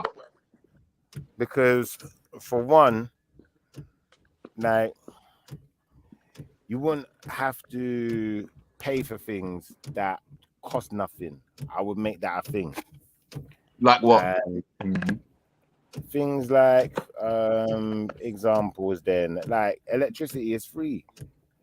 What like, about once yam? You pay for that, huh? You have to pay for yam. Yeah, you have to pay for yam. If you want yam, then you have to pay for the yam before you can yam the yam. You see it? Man said you have to pay for yam. Virgin, if you want to yam the yam, then you must pay for the yam. If you don't pay for the yam, you can't yam. And me bread food. You see it? You better pay for that. You know what? Not even hate me couple for no bread food. Virgin, if you not pay for it, you can't take it. You can't take it up and run with it if you not pay for it. You better pay. You have money. What you say? So you saying you're gonna big up Cotton Socks in the chat again? Yeah, big up Cotton, man. Cotton's involved. Yeah, just to go back on your previous comment still. Says Stanley, she meant that you shouldn't tell children because they are black, they will have to work 10 times harder. I was also told this by my uncle, and I feel it made me feel I was less than more nervous in situations with white people, e.g. with white people, because I was taught they would automatically judge me, which is very true. Which is very true as well, because a big part of the community that is actually told that. Yes, Dr. G. Break it down for them, please. So big up Cotton Socks on the comment means, there as well. So that means instead of fighting them physically, we should have been fighting them mentally and educationally. You know what I mean? That's how you tell them, listen, we want to see you getting A's, so we can laugh. Mentally, verbally, metaphysically, educationally, every. And that's I'll be honest with you, you know. And that's where I get a little bit frustrated sometimes when we're so caught up on the fact that it's the way that we're being held back in schools and stuff like that. Well, there's a small element of school where you have to learn at home. That's why you get homework. That's why you have to do things. So as well, I hear that, yes, we've been held back due to the system in school, but we've also held ourselves back because we didn't go and make ourselves more knowledgeable outside of that facility. Right. Some of us anyway. Yeah, the ones of us who didn't. I was going to say that. Yeah, let's not and say what about becoming more teachers? You know, what about there are bare teachers and all that? There's bare black teachers, man. Teachers and all that. Like you said, after you become a master, then you start teaching, and you get me. Start wanting to give back. Yeah, And that's kind of what I do now. I'm Mm. not saying that I'm a master, not at all. I'm far from it. I've still got so much to learn as well. But what I am saying is that I've got to a certain level in my life now where I've said, you know what, I've actually put my hand up and been honest with myself and said, you know what, part of the way that I was going on with back in the day has kind of contributed a slight part to the way that some of these guys are now. So I've got to give something back to try and undo some of that, plus more. Mm. So that's why I give back a little bit more to my community now. That's why I do what I do, to try and encourage and to move and motivate some of these youngsters to achieve greatness, no matter what it is they decide to do. Don't just settle for less. Don't just settle for second place. Push yourself beyond where you think you can go to. And from that, I had some fantastic news today. I can't really say too much about it because the paperwork hasn't been signed yet. But from that, I've had some great news today. And all it takes is just one. Well, we're all interested now. You can't do that to us. Once you get one person, bro, you know what? As you know me, Schiffer, innit? And you know me personally and outside of this, and my love and my passion is sports and football. And from when I quit my job, Schiffer, you was with me, bro. When I quit my job, do you remember? Yeah. Yeah, when I quit that job and I was getting paid nice money for it, but I was like, you know what? I can't do it no more. I don't like it. I quit my job and focused on my career and how I'm going to help the community. And it's been a long journey, bro. But I've managed to save. That's the only way I can look at it. I managed to save at least 40 to 50 players from maybe getting into that street crime, maybe getting into that gang violence, maybe not paying that attention in school, because I've had to inspire them and motivate them to make sure that they're doing the best that they can do, because if they want to achieve greatness in their sporting sector, they need to be able to achieve greatness in their school and at home. Yeah, that's right. First, yeah, 100%, man. You know, and that was one thing that I was missing as a kid, as a youngster. That's why I never achieved what I should have done, because I wasn't like that. I was a little bit of a rebel. But now me being a rebel, and now got my age, I've looked back and said, you know what? My rebellious streak, I need to use that to say to these guys, don't fall down that path, and show them a way that they don't fall down that path. And that's what I mean. That's why my family moved back to like the spirituality thing, because they couldn't believe like how they were Christians and other Christians were behaving. Yeah. So they were like, this can't be real. They were like, this is real. What they, because obviously they came over, you know, when they were like sharing beds with Irish people. You get me? Yeah. Before they bought their yard and things. So that's what I'm saying, bro. Like, it's come such a long way now that we know now that certain stuff can hold you back if you stick to it too much. If you focus, I'm going to focus on my skin, then you're just going to be like, there's not much options. But if you're going to focus on your education, yeah, and competing to like, money is always a good thing. Then money is it's a ticket to everything. Education is a ticket to everything. But your skin color is going to limit you to. Man, you know what I mean? Watching some kung fu film in the background. That's Schiffer, man. Did you hear that? What's wrong with you? I was hoping you lot could hear the music in the background. I thought it was funny. Do you know what it is? Because you said you're the master, yeah? That was killing me. I'm not gonna lie. You're an idiot. Oh, that was funny though. You know it was funny. Man said you were trying to play some Shaolin master stuff in the background. I said, master. I've come with your wine. I should love. Yeah, that stuff is too funny, man. But yeah, so it's all about giving back a little bit still. And I know Schiffer started to give a little bit back to the community with some of his music now. I know back in the day he used to talk a whole load of rubbish. You know, but now it's starting to come with a little bit of sense at least. Gonna get out there more now, innit, Schiffer? Yeah, come on, man. I played some of his stuff to some of my players the other day, bro. But I had to call him because they didn't believe it was him. They didn't believe I knew him. I had to call him. My grandma, yeah, he was a Jehovah's Witness. She was like, when you grow up, son, what do you want to be? I said, no, I'm going to be a rapper. And then that's when I just saw one, chopped him at the bolt.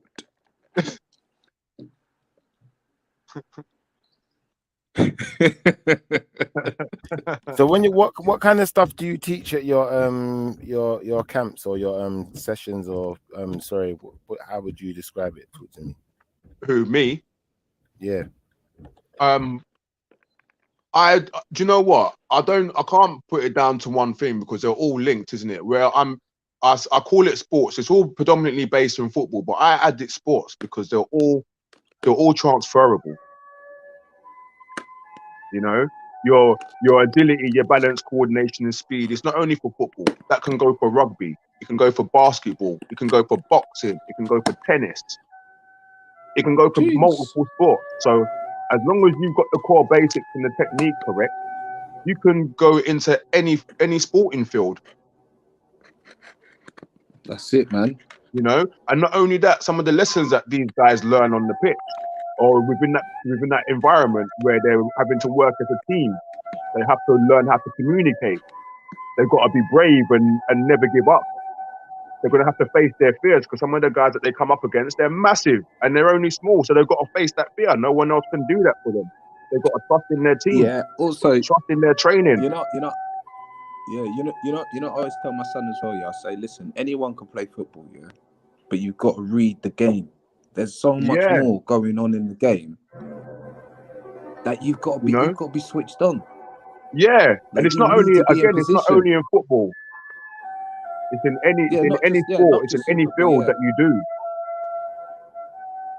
You know, and I think for me, where I think I have the most effect is because I bring attention to detail. Yo, Mr. Miyagi, turn that down, bro. What's wrong with you? You know, what I have the most effect is the attention to detail. That's what kind of gets these guys, where I then talk to them about their diet and their nutrition, how to keep themselves to maintain it, the difference between keeping their calories and what they should be eating, making sure they get enough rest and keeping themselves hydrated. You know, concentrate and focus on what you're doing because that's all it takes. Once you get that concentration in your sport, then you'll go to your lessons and you'll have that same concentration. You know? And when you're working as a team on the pitch or with your team in the environment, and when you go home, you're going to be working with a team within your family because you'll realize you're not the only one. It's a whole, so you need the support.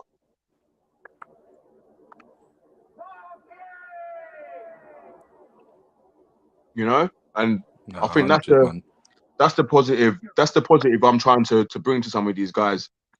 You know, I'm not saying that I would be perfect. And also the but what I am positive saying is them being around you as well. That's one of the biggest positives. Like someone who's positive and wants them to do good. Yeah, I actually care. There's a lot of obviously coaches. You got your mum, you got your dad, but having that extra. Yeah, and I think that sometimes that's all they need. You know, they know that I'm never going to give up on them because I know that they can do better. But also, I'm very strict and I'm very firm with them, and it's a case of don't take liberties. You're letting yourself down and you're letting your family down first and foremost because they bring you up better than that. Even now, they're all responsible enough now, and their parents have got so much more respect for them now. They let them travel on the transport to games and back. They're all organized. They all organize it the night before. They meet up in the morning at the train station. They're all together. They all travel together. They all go home together. Like they've got a real family bond now, and that's been building over the past year and a half with this particular group. Jeez. You know, what's now they're Jamie's mum responsible. like? Sorry? What's Jamie's mum like? How do you mean? The soccer mums there, yeah? Bro, do you know what? I'm not there for that. I'm there to teach the players how to play football and to develop in their life. That's my focus. Yeah, no, I'll play. I know, I hear that. I hear you still. I hear you. But you know what? That's the thing. There's coaches out there that do it for that reason. You know, there's coaches out there that do it for the money. They do it for the soccer mums. They do it for all that rubbish. But they're losing sight of what they're supposed to be getting on with. That's why some of the kids are like the way they are. What do they say? I can't pay this week. Listen, I could tell you some stories. I'm not going to tell you. Well, you know what? I'll tell you one story. This was from a pro club, innit? Yeah, I'm not going to name the club, but this was at a pro club. So one of the pro clubs had promised the mum, yeah, that the boy would be signed in the academy, but she had to give it up, and she gave it up, and they signed the boy, but the boy was rubbish. The boy was rubbish. See, that sounds mad to me. That Yeah, sounds released crazy. him after 4 months. I'd like you to elaborate on that. What about Arsene Wenger? Hold on 1 second now. 1 second. Because I'd really like you to give us some more insight into that story and what happened, because that sounds real juicy. And Bro, where is the boy now? with you? Where did he end up? How did the story end? But before we do that, yeah, I just want to do one thing here, because I think the type of person you are, this would be you before a football match. I don't know if you can hear this. Whitey says this must be a fashionable fight. It's drawn the finest people. Where is thy salute for presenting yourselves on this battlefield? I give you thanks. This is our army. To join it, you give homage. I give homage to Scotland. And the rest is your army. Why does it go? We didn't come here to fight for them. Oh, the English are too many.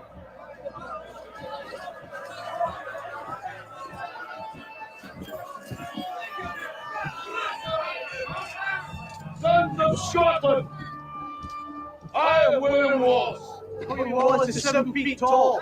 Yes, I've heard. Kills men by the hundred.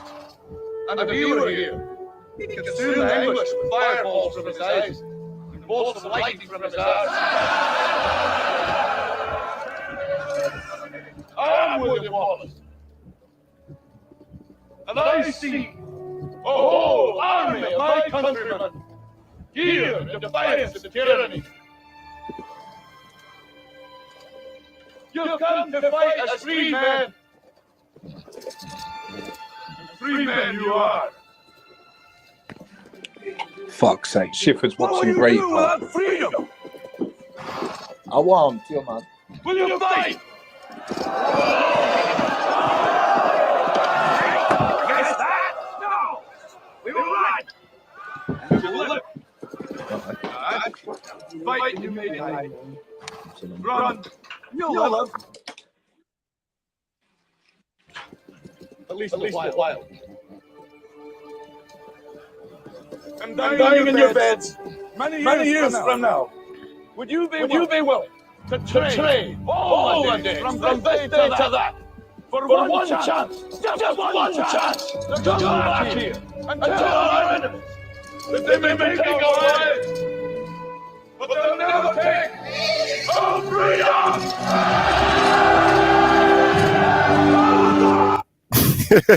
You're such a joker. That's the way I can envision you gassing up them kids, like. Do you know like that? Not to so much of an extent, bro, but I do try. It's tough though. Yeah, it is tough. It is tough. Oh, make me laugh. Yeah. So do you take them to games as well, or do you just do the training? I do the training. I set up matches. I take them to games. I do online courses and in-person courses with them. So, for example, I just started 9 modules for the new season coming up. I'll be adding 9 modules alongside their football training, and the modules will consist of stuff like diet and nutrition, plyometrics, stretching, fitness, and they'll all be put into small little groups where they'll be monitoring each other's progress through the course of the season. So it'll be a bit more competitive, a bit more of a push on each other. And at the end of each module, they get a certificate to say that they've achieved the basic knowledge, to say that I know the basics in diet and nutrition. I know the basics in keeping myself fit. I know the basics in stretching, and so on and so on. I know the basics in safeguarding myself online, because some of these guys don't realize that what they're posting and doing now, if they was to make it big, that could come and bite them later on in their future. I've also had one of my players that was approached by somebody through Instagram, And I was like, hold on a minute, bro. That can't happen. You need to be aware of this. So I've had to speak to him and his mum to try and keep him a bit more safe online. Yeah. You know, And I so think, these are things Go that on. these guys need to know and understand, especially if they want to be moving forward in their chosen career or their chosen profession. Not only football, like I said, basketball, any other sport, not only sports. If you want to be an engineer or into whatever IT, you want to fly an aeroplane, either way, you're going to have a lot of these skills. Yeah, because they're impressionable as well at the end of the day. But let's get back to the juicy bits. So this mom, she done the thing. She done the thing, yeah. She got her Yeah. son into the team. So from what I heard was they signed the boy, yeah. and then they released him after 4 months because he was rubbish. Really? He was rubbish. Okay. I've heard stories where they've actually not even signed the boy. They've still done what they're doing with the mums and haven't even signed the boy. Is that how the mums are getting done? Listen, I could tell you some stories, bro. I've heard some stories about them, like even getting involved with some of them are married and then their wife finds out and then it all goes down. So hold on, these women are obviously single mums then? Not all the time, no. Oh, yeah, this is juicy. So obviously, I'm not going to make you give us any names because we don't want to get anyone in any trouble or expose anyone's business, although we probably do, but we're just not going to. But yeah. Shit. So, and I'm not saying it goes down. I'm not saying it goes down that for every club. I'm not saying that at all. Not because it doesn't. But I have heard some stories from some of the clubs. Well, not from some of the clubs themselves, but people that have worked in them clubs that have stepped out from them and don't work in football no more. So which clubs in particular have you? I'm not at liberty. I can't say that. I can't say that. Huh? No. All right. What areas are these clubs in? I can't say that either. Arsenal, You like that one, isn't it? What's wrong with you? Arsenal, yeah. You know, Arsenal Wenger was sleeping with this estate thing, bro, from just off King's Road. What? Yeah. Good for him, man. Good for him. Listen, Arsene Wenger's a nice guy, man. Yeah, he's a nice guy, man. He's a nice guy. I had not me personally, but I had a couple of dealings with him a few years ago with a colleague that I was working with, and they spoke all the time. Still, I'm not gonna lie. I worked for him. See, that's so you already know. Yeah, I was at when did I start there? I started 2012. Where? Arsenal Academy, Bell Lane. Oh, is it? What, you worked there? Yeah, man, I was security there. Bro, we need to talk outside of this. Before we drift off, I've got a couple of players over there, you know, signed. Can you just tell me this, though, G? Obviously, you can't tell me the particular area these clubs are in, yeah? But can you tell me, are they up north? Are they down south? No, are they in the west? Are they in the east? No, I can't. Why not? Can't we even get any logistics? No, because what's the point? If I'm not going to divulge what the club is, then what's the point of me telling you the area so you can try and work it out? No, just listen to what I've said to you and be done with it. No, but we're trying to work, we're trying to work out where the club is. We're trying to work out. We're trying to work out. We're talking about Arsene Wenger now. We've moved on. What's wrong with you? Arsene Wenger's a nice guy, bro. Talk about Arsene. Talk about Arsene, bro. Blasted Arsene, man.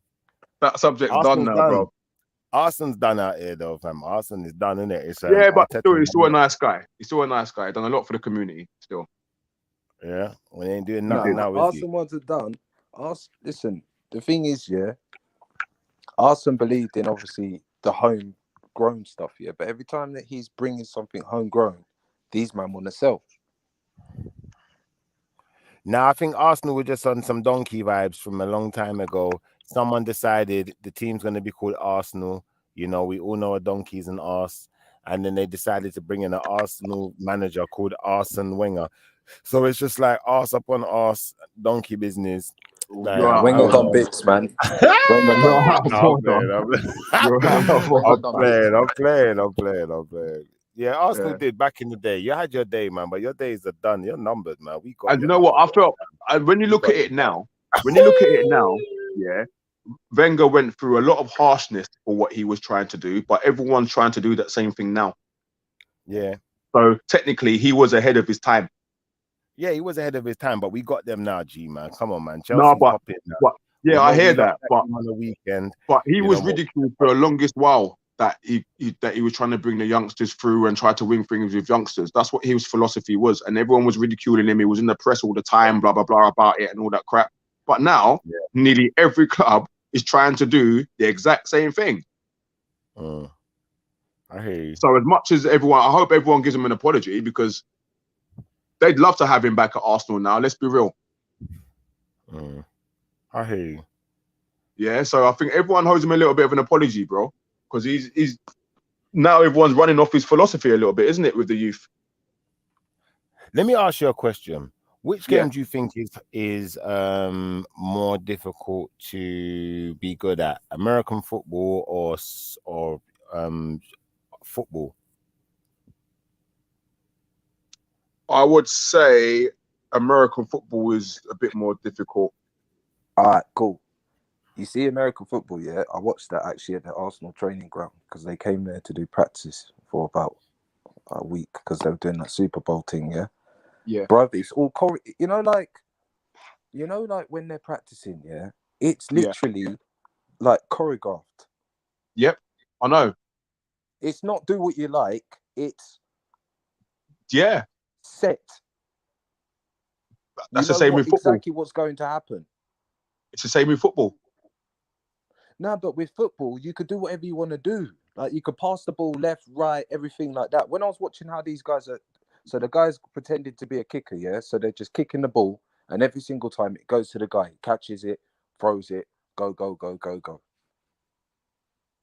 But it works the same way with football. But just a different way. Give us the breakdown. Yeah, but what I'm trying to say, go cool, on. yeah, but I mean, at least in football, you can have it where they could take 100 touches before it goes to the goal. In American football, they've just got to keep going forward, and when they're practicing, it's not like freestyle, it's choreographed. That's why they've got so much stop and start. That game is so much stop and start and take your positions, guys. What is all that about? Yeah.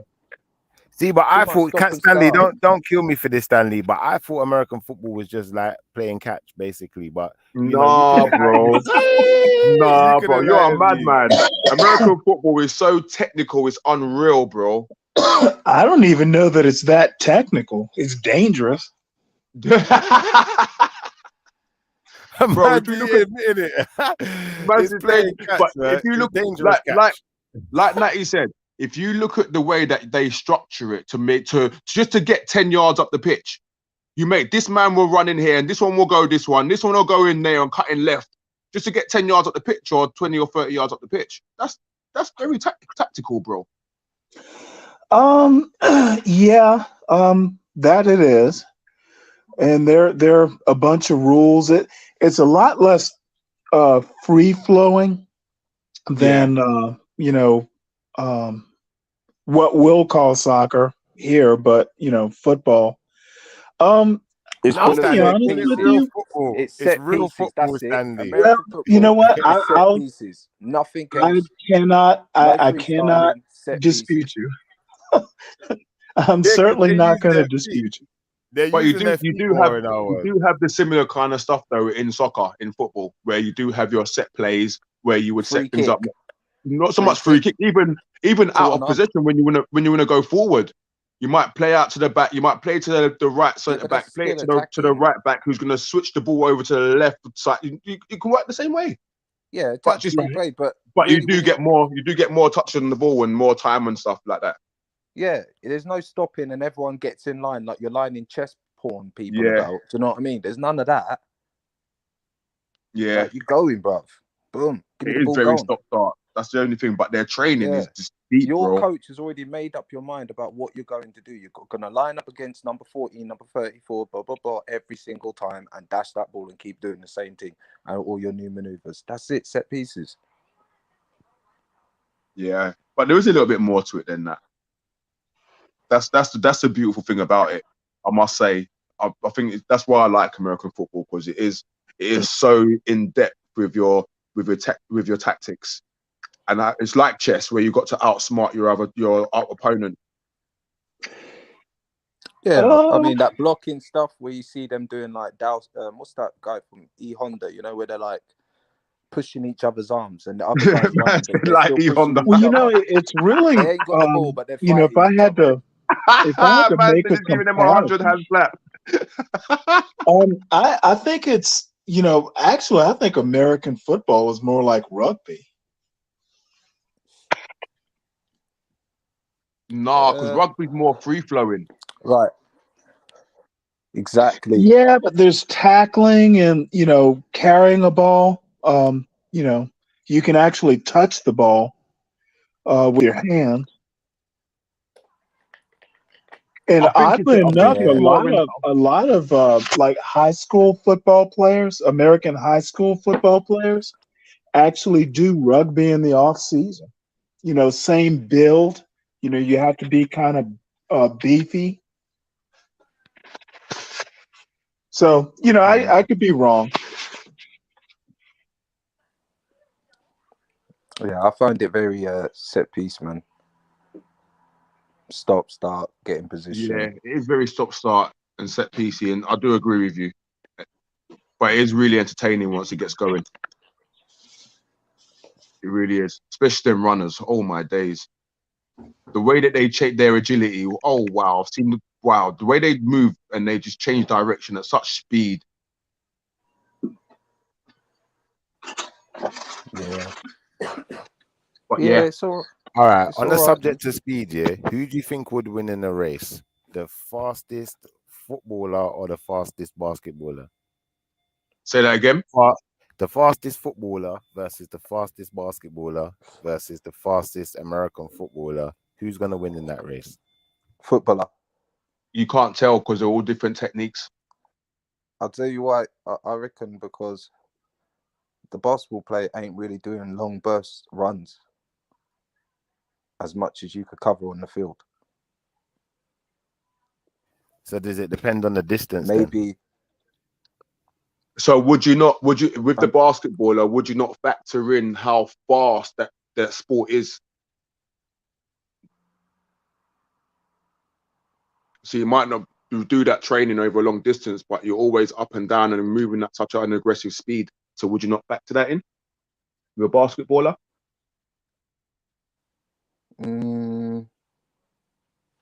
Plus, as well, when you look at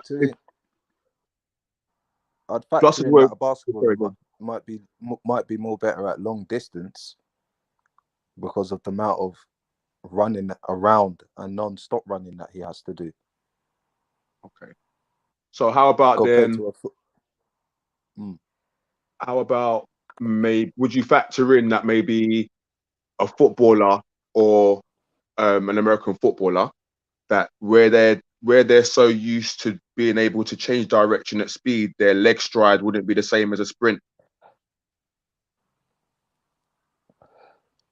Because now we're starting up. For me, you got to get into it technically.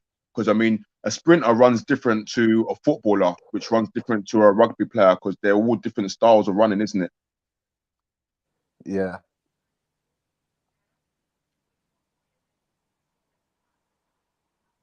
That's why I'll go with the attention to detail, if that makes sense.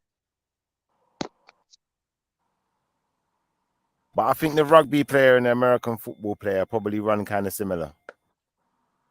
I would say they'd run similar as well. Well, mainly because they got a bunch of people trying to tackle them.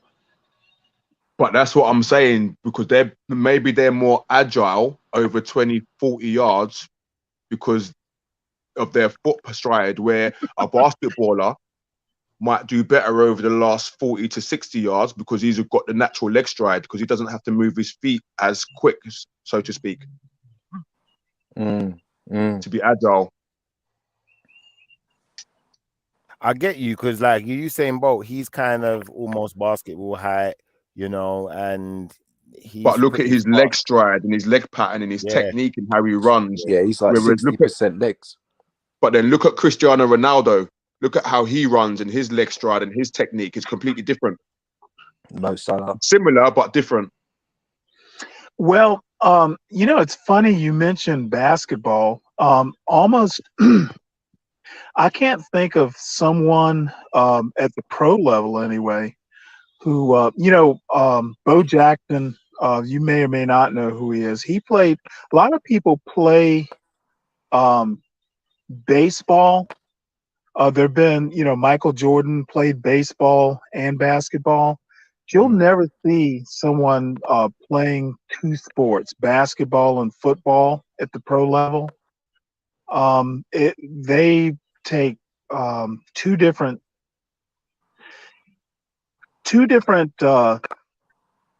skills, really, or a set of skills. Yeah, Yeah, he went there for the money. yeah. Hand-eye coordination, pretty Yeah. similar though. I mean, you don't necessarily, if you're a quarterback, I guess you need hand-eye coordination, but almost no other position needs in American football. You can be a non-quarterback and not necessarily have the hand-eye coordination that you need in basketball.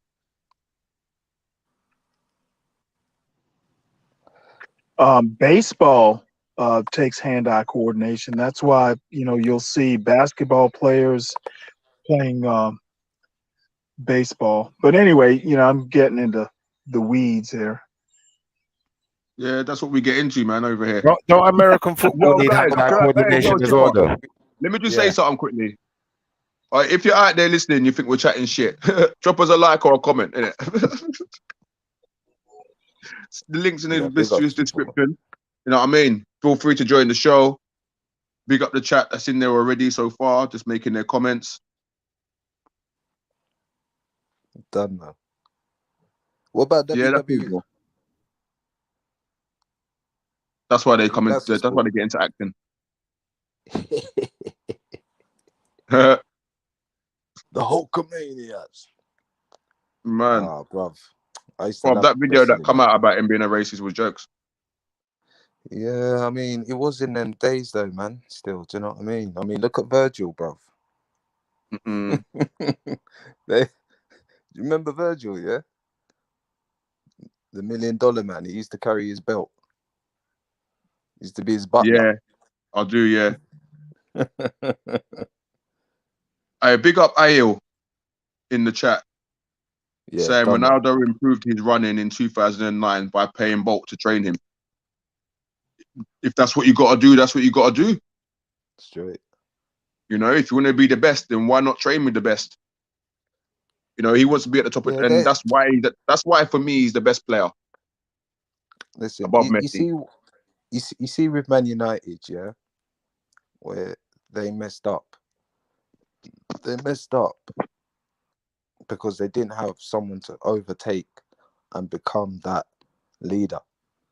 For instance, Gerrard, Carragher. I mean, after that, you've got Henderson, like them type of leaders in the team. You look at Chelsea, Conte, even Rudiger, even what's that Rudiger's little? my guy, man. Yeah, he's naughty. Rudiger's my He's guy. serious.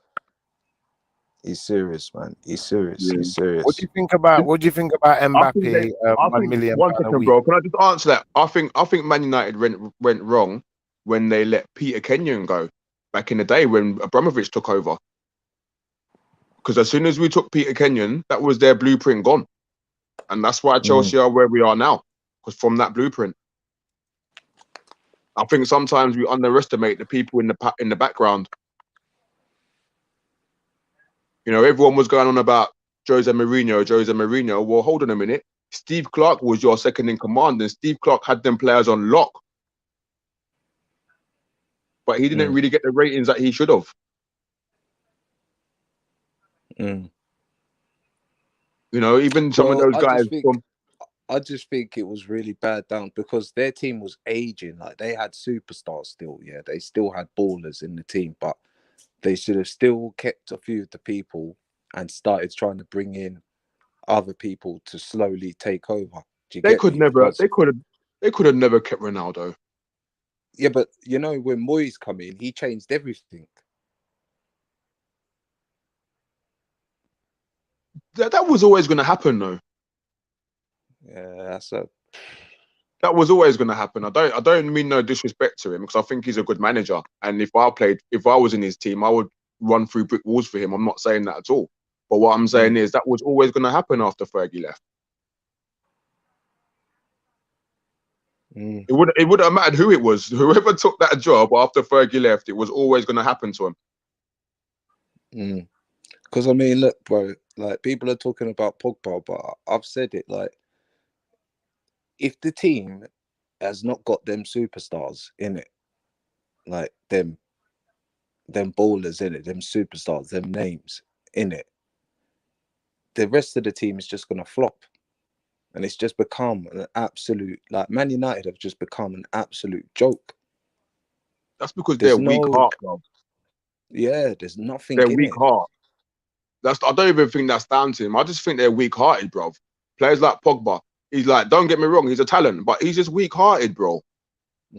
Like, you can't be giving up like that. You got to get paid all that money, bro. There's people out here that would take a little piece of that, bro, and run their heart out. Like, you are the superstar. Yeah, straight. Let's be real. Every single one of you that gets paid that money, you are the superstars. How dare they look at it like that? They're taking the piss. Yeah, but then again, around him, what about the quality? Because I see him like Fred. When Fred doesn't have to do too much work, he can get into certain places. But when you got Fred and what's the other guy with him? They had like two in midfield. I was like, raw. This is why they're weak heart. Yeah. You see when it happened with Chelsea and we sat my man and we got Avram Grant. Yeah. What happened? You see when we sat man and we got Di Matteo, what happened? You see when we sat man and got even Gus Hiddink, what happened? Yeah. Even man like Gus Hiddink, bruv, come and won a trophy. Even man like Rafael Benitez that came to us that said he'd never come to Chelsea and we hated him. Even though he was with us, we still despised him. He still won something. Yeah, but money. Yeah? That's not the managers. That's not the managers. Money, that's the players. Yeah, but money and the good spending that is brought to it is done well. And that's what I mean. Like, people are looking for replacements nowadays. They're looking, all right, let's have a look at this current situation. How you doing? Yeah, I feel good. Yeah, blah, blah, blah, blah, blah. Right. Boom. Do you know what I mean? Like, are you dedicated? Yeah, dedicated. And then all the old dons, like Arsenal, have got old dons there that are like imagine if Iwobi and all their man were still there at Oxlade-Chamberlain. Surely, yeah, just surely enough, they should have clicked. That's where Wenger was going. That's where Wenger was going. But why is he not there? Because everyone got on his case to sell. Yeah, because Arsenal like to sell. Well, Arsenal are more of a retirement home. Let's be real. Players leave Arsenal to win. Players leave Arsenal to win trophies. Old players go to Arsenal to retire.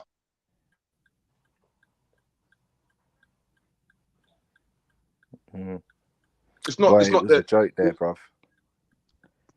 Bruv, it was a joke there, mate. Trust me. I used to see them lot come home, get in their cars, not even like Vex. Just, I used to see, what's the name? He used to come over to the hut to me. He used to be like, yeah, now you got a light. I said, bruv, get away from me, chat, man. He's laughing and joking and shit. And then Swojny would come over as well. He'd be like, yeah, man, fucking, we're going to play fucking shit today. And he's like, because we got no fucking strikers. And I was like, raw, man. Like, you lot beating down your team. Bruv, listen. I would have cost them, you know. This was the time when I would have cost them, you know. I swear to you, I would have cost them ragged. They would have sacked me because I would have cost them so bad. Yeah, but you know what? I support Liverpool in it still. So I was just like, boy, because he was even talking about the way, he goes, bruv, it's incredible the way how they attack. He goes, they're like bulls, like Suarez. What was the other guy? Suarez, SSS. Remember when they had SSS? Yeah. Sturridge and Sterling, Who's the isn't other it? brother? Sterling. Yeah, Sterling was there as well. Yeah. Yeah, and they was like, mate, because I was like, yeah. I was like, come on, man. I said, listen, the talent that we're bringing in, but it's not gonna work like that because you've got man like Steven Gerrard there, Carragher there. Like you've got like there's certain even like Arsenal youngster Donny's like Emil Smith Rowe. You should be giving it to him, yeah, because he's just come like he'll be like getting them like to say you're not Arsenal, mate, unless you start fucking. Oh, you're not coming here to play. But these are here, bro. They get the money. They're a big household name. And when they come, all these other players expect the household name guy to start taking them. They're like, yeah, man, Ronaldo is here. Yeah. He'll carry us. No, it's a team effort. It's about the quality of the team.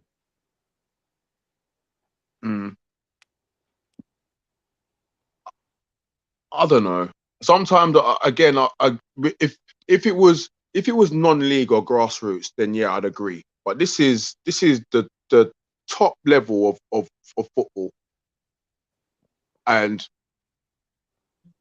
you're renowned for having not them, but all of these top clubs are renowned for having excellent coaching facilities and coaching staff. So for them to not be able to get a song out of these players, yeah, I just think that some of these players, again, I think some of these players are weak-hearted, bro.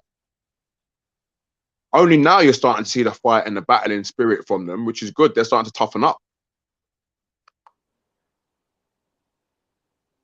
But I think a lot of them have got this era of expectancy, like Tottenham. They've got an era of expectancy now that they've got this big stadium that they expect that they should be up there. Well, no, man, you're not working hard enough. Well, they've got a good manager. And that's why I was saying why Arsenal at the time, if they would have had Mourinho, because of his status, he would have brought them players because of his name and his status. You know what I mean? Arteta, some people would have been like, yeah, but he's fresh. What does he know about football? I don't think they gave Emery enough time. No, I don't think either. No, they didn't give him enough time at all because he knows what he wanted to do. And I just think that everyone got on his case again. That's what they do. They got on their cases. Yeah, I mean, you had Ozil. I mean, none of them Arsenal players had any. You could see it. They were just. It was just embarrassing, man. They all had to put their head down. You guys have been playing for like last 4 years with each other, and you ain't gelled. Shut up, man. You know what I mean? But still, they were holding up the FA Cup. You know what I mean? That was their thing, yeah, that was their thing. And they could have dealt with it. Man. Big up the chat again. Ayul saying Mbappe likes the easy path in football. Ambitious. Very ambitious. I mean, solo striker. Is he a solo striker? Can you put him in up there on his own as a solo striker? Yes, you could. Haaland. Yes, you could. Because they can create. They can have the ball from outside the 30-yard box and they can create. Yeah. That's the beautiful thing about them. Same as like Salah could pick up the ball and Mane. And even, come on, look at our new guy now. Luis Diaz. Yeah, he's a baller. Come on, bruv. He's a baller. See, when he's playing, yeah, I just chill now. I don't get worried at all. I'm like, oh no, I feel sorry for this team. Yeah, I'm like, oh no. I'm like, I feel sorry for this team, man. I feel sorry for Man City when they got to deal with him. No, he's a beast still. He's a beast. I'm not gonna lie. And you know something as well, it's right there in their eyes, man. I was saying to him, why haven't Man United gone for that? Because I was thinking if we'd have got him, that's it for the Premier League, for the best defense in the world. If we'd have got that Koulibaly,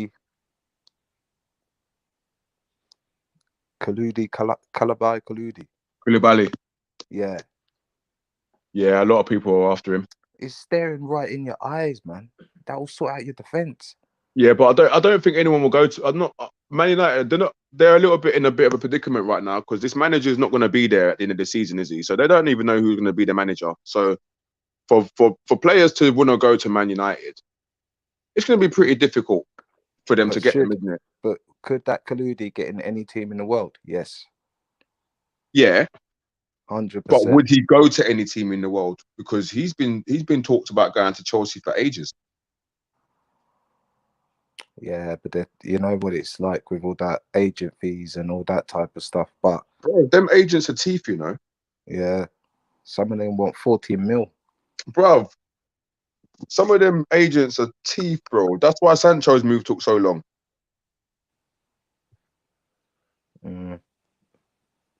And that's what I mean with him, man. Like, boy, when he was playing with quality, he's all right. But then also, he could get. Sorry to cut you like that. But that goes back to what we were saying. Pogba's moaning about not having superstars. Sancho's a superstar. Rashford's a superstar. Varane's a superstar. Fernandes is a superstar. Yeah, Fernandes. Ronaldo's a superstar. Yeah, he is. Yeah. You know what I'm saying?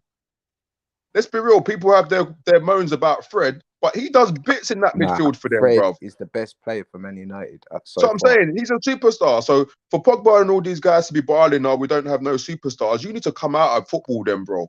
Like you're dead, then, innit? Let's be real.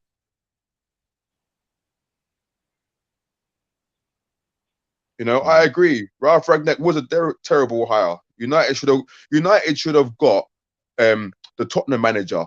But now you got him wrong though. He don't mean superstars like that. He's talking about the manager, bro. Like you don't play. You play for the fans first and foremost. Let's be real. You don't play for the manager. You play for the fans because it's the fans that are paying your wages. The manager gives them the coaching and gives them, bro. Do you know what? I hear you, but when it comes to match day and you hear them fans singing your names out, or you're going away and you got your certain amount of fans that are traveling away with you singing your names out, you're playing for the fans, bro. Yeah, but when you got to deal with Pep tactics, you're still gonna lose, unless you got Pep on your side, bro. Yeah, as long as you run your heart out and don't give up, bro. Whatever happens, happens, bro. Let's be real. I've played in matches where I'm the underdog and we're 4-0 down at half time. Man's had to jump up and say, you know what, I've got to run harder. Next thing you know, we turn the game around and we win 7-4. That's sometimes what it takes. It's about pride and passion, isn't it? He wasn't playing against Pep or Klopp. It doesn't matter. You know what? It doesn't matter who you're playing against. It doesn't matter who you're playing against. If you go into that mindset that you've lost before you've even started, then you're going to lose. If you go into that game with that mindset, oh, they're going to play us off the park this week and blah, blah, blah, then you're going to lose, aren't you? That means you're weak heart, bro. What are you doing there? You're not playing like, that's what I'm trying to say. That's not our Man United team. That's not how they play. Them Tuchel tactics. The Tuchel tactics are killing them, man. I'm telling you. Bro, stop kissing this guy's bottom, man. I'm not, man. I just said loads of managers' names. Listen, that guy is not in my good books right now, yeah? Don't get it twisted. Yeah, we won Champions League, he done good, or Frank Lampard's team. But I'm sorry, this season he was supposed to mount a league championship. We ain't won the league in time, bro. We need that title back in South London, bro. Or in West London. My bad. We need that title back in West London, bro. Yeah, no, it's South any other trophy, bro. London. It's Southwest. Well, I call it West because it's more West, bro. They're trying to play you, bro. Yeah, but that's what I'm saying. He should have been mounting a challenge for that. We should not be in this predicament now. We should be at least pushing these two teams at the top.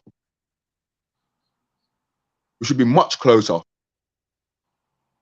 And yeah, fair enough. He's done good, but he's not done good enough. Not for me. Champions League on Frank Lampard's team ain't good enough.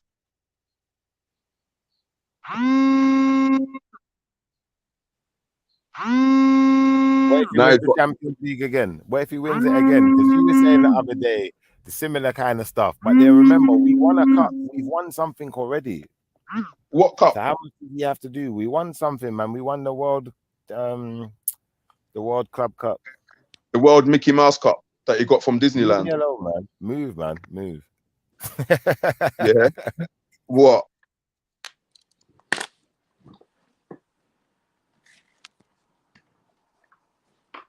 Yeah, let's be real. Like we lost to Brentford on the weekend, bro. Did you forget that? Like we didn't lose to them either. Like we got slapped with a capital Yeah, S. it can happen, Yeah, man. we was It can tired. We was happen. tired. We done some hard training, man. They was tired. Loud him. Yeah.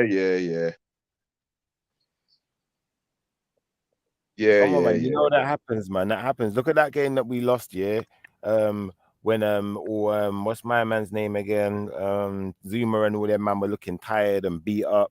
Remember that game there? Like we get tired, you know, and we got all these World Cup qualifiers and stuff. There's a lot going on, man. Bruv, I'll tell you what. Yeah, you're tired. I hear that, bruv. You shouldn't be tired when you're getting paid 120 grand a week.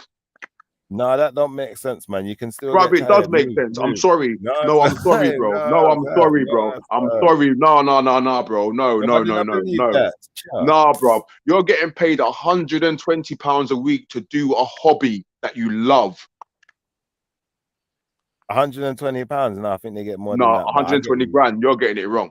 Yeah, a lot of these players are getting paid in excess of that. Some of them aren't getting that much, but you're getting paid a king's ransom every single week. All you got to do is train hard and go and play football. If you're injured, isn't it? Yeah. Some of these guys are Premier League footballers. You want to go and check these guys that play out in the Championship where they play twice a week. Yeah, but no one's got everlasting energy though, man. I'm not saying that no one has got everlasting energy. That's not what I'm saying. But what I'm saying is these guys can't be moaning about these things if you knew what was in the job description in the first place. Yeah, nah, they get paid enough money, man. They do, bro. They get paid over enough. Too much. True say, you didn't need Lukaku there. Bro, I'm not going to lie. The problem's not Lukaku. The problem's Havertz. Yeah, he's not too bad, man. Havertz have been performing lately, though, a bit. He's been performing. Whatever, yeah, I bro. thought he's all right. A little bit. But I get you, though, man. He's still doing donkey work, man, because really, you know, he's too like I don't know, man. I just think he's greedy, innit? He's ball hungry. He just wants to be the striker, innit? So, you know, I think they're trying to freeze Lukaku out. Some of these guys, you know, they don't want to pass in the ball properly. That's just my opinion. I could be proven wrong.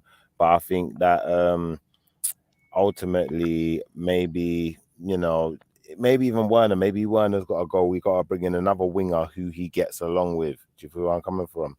Because obviously the wing backs, they're good, but they're not the best delivery in the world. So, you know, we need that world-class delivery for someone like Lukaku, man. Yeah, that's what I was about to say. Who's like your producer, man? I mean, Well, if you I look think at that's what Liverpool we're last missing. night, you had Even Mason Mount, he's not world-class delivery. It's not the best, is it? What's up, Tash? Big up, sis. I'll tell you who was doing well, James.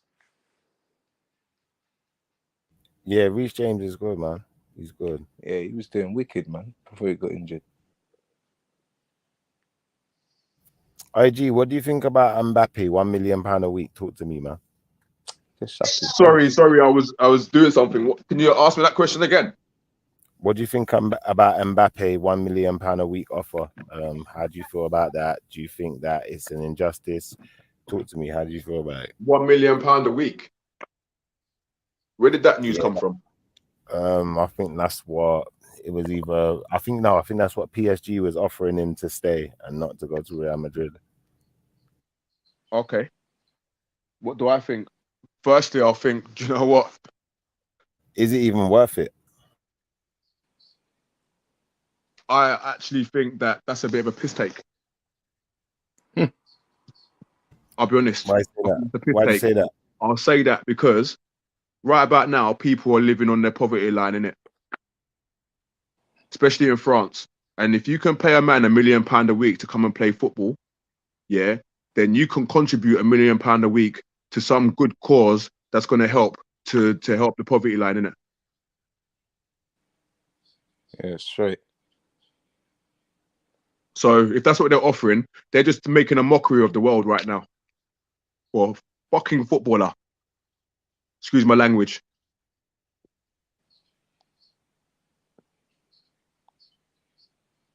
That's true, man. It is true. £1 million a week. I still think that these guys, some of these got 365 grand a week, 120 grand a week. There needs to be a cap.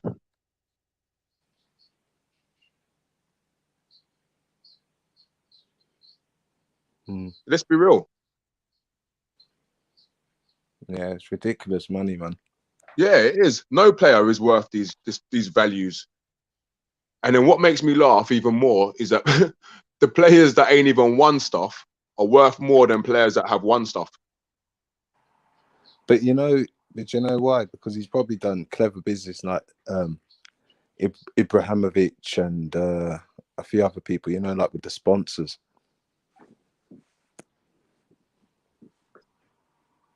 Like they might have like a whole heap of, like he might be busy every day of the week, mate. Signing this, signing that, advert. Then for he this, can't be advert for complaining. that.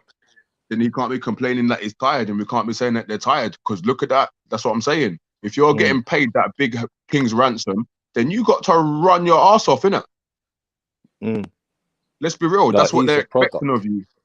Yeah, he'll become a product. Yeah, that's what they're expecting from you. You're now an asset. You're making the money, so you got to do your thing. That's his own fault. That's what he wanted. He wanted to be the superstar. Now that's what is on his doorstep now. What you think is going to be worse, if any easier for him if he went to Real Madrid? No, he'll have even more pressure on his shoulders. He better stay at PSG and take the $1 million.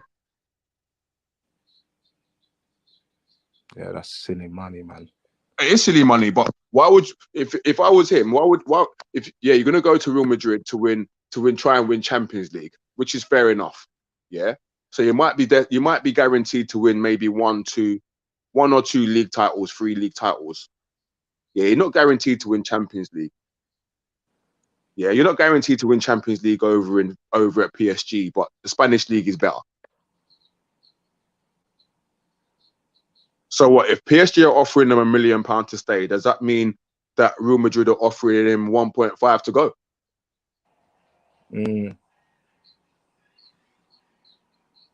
Or they might be offering him a little bit less, but he gets a whole lot of his sponsorship stuff. And you know what? He'll probably go to Real Madrid because he don't want to be at PSG with Messi.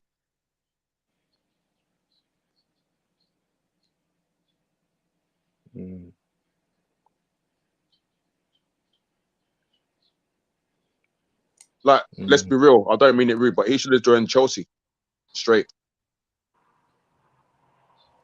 He's a Chelsea player, bro. He's a Chelsea brother.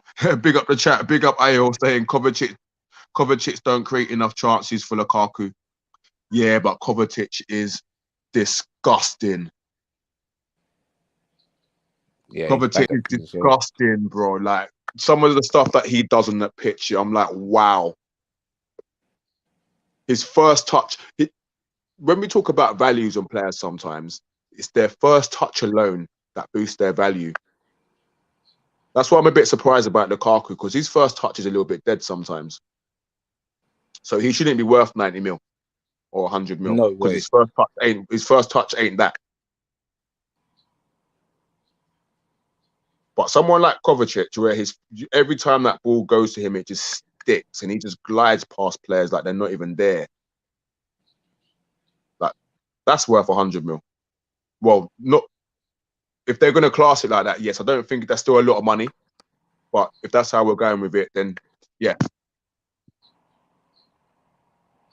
What do you reckon about Jack Grealish? Do you reckon he's done bits? Yeah. Yeah, that boy's a threat. He reminds me of a little bit like Chris Waddle. The old guy, the way that Chris Waddle, back in the day, I loved the way that he used to get his body side on with his back towards the touchline and then use his instep and just bring it across and tease the defender. And as the defender was about to commit, he just went bang, bang, bang, gone. Jack Grealish does that so well. He does that so well. Can't stop that guy. He's a menace. I Can't mean, stop for him. that amount of money, I thought he was being under so much pressure because you know But he's going to be a target. Yeah, but it's the same. He just doesn't get as many goals as what he could do. But you can forgive that for what he brings to the game. Yeah.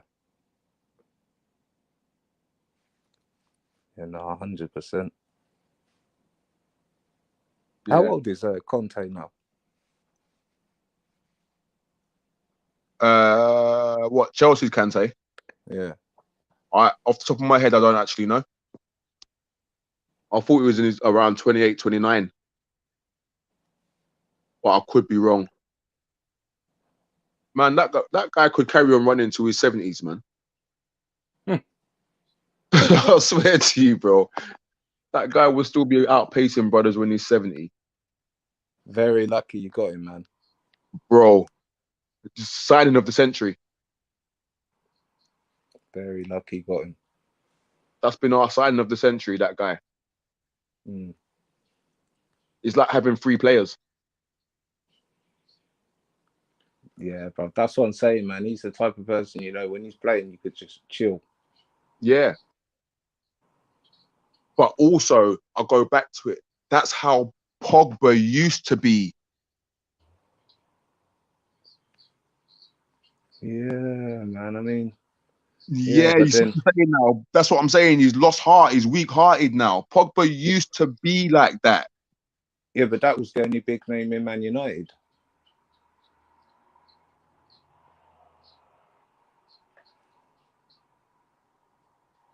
And that's what I'm trying to say. Instead of him being able to, like, you see, with Man United, as soon as stars come, they just think, oh, yeah, I could chill. Yeah, they got it all under control. No one wants to actually come together. It's like, oh, yeah, Bruno, look at Bruno Fernandes. Before Ronaldo come, when he first come on the scene. If it weren't for him, he'd done bits for them. Yeah, but you got to get Ronaldo there, wouldn't you? You can't let Ronaldo go to Man City. Yeah, that'll be a bad move. Yeah, you know what I mean? What are you saying to the world? Like, come on, not even just the Premier League, the world. Do you know what I mean? You can't let him go to Man City, bro. That would devastate. That would have killed the whole. That would have killed Manchester United. And what, he comes back and bangs one in against them. Oh my Bro, days. come on. In that Pep team, you know he would have been on about 28, 30 goals by now. Yeah, 100. You know, that would have killed them if he ever went to them. So they had to get him. Imagine, they had to get him. Imagine if they did get Messi as well. Bro, do you know what? I think if they did have Messi, I think we'd kind of still get the same Messi. You reckon? Yeah. Yeah, he's a one club player, bro. Mm.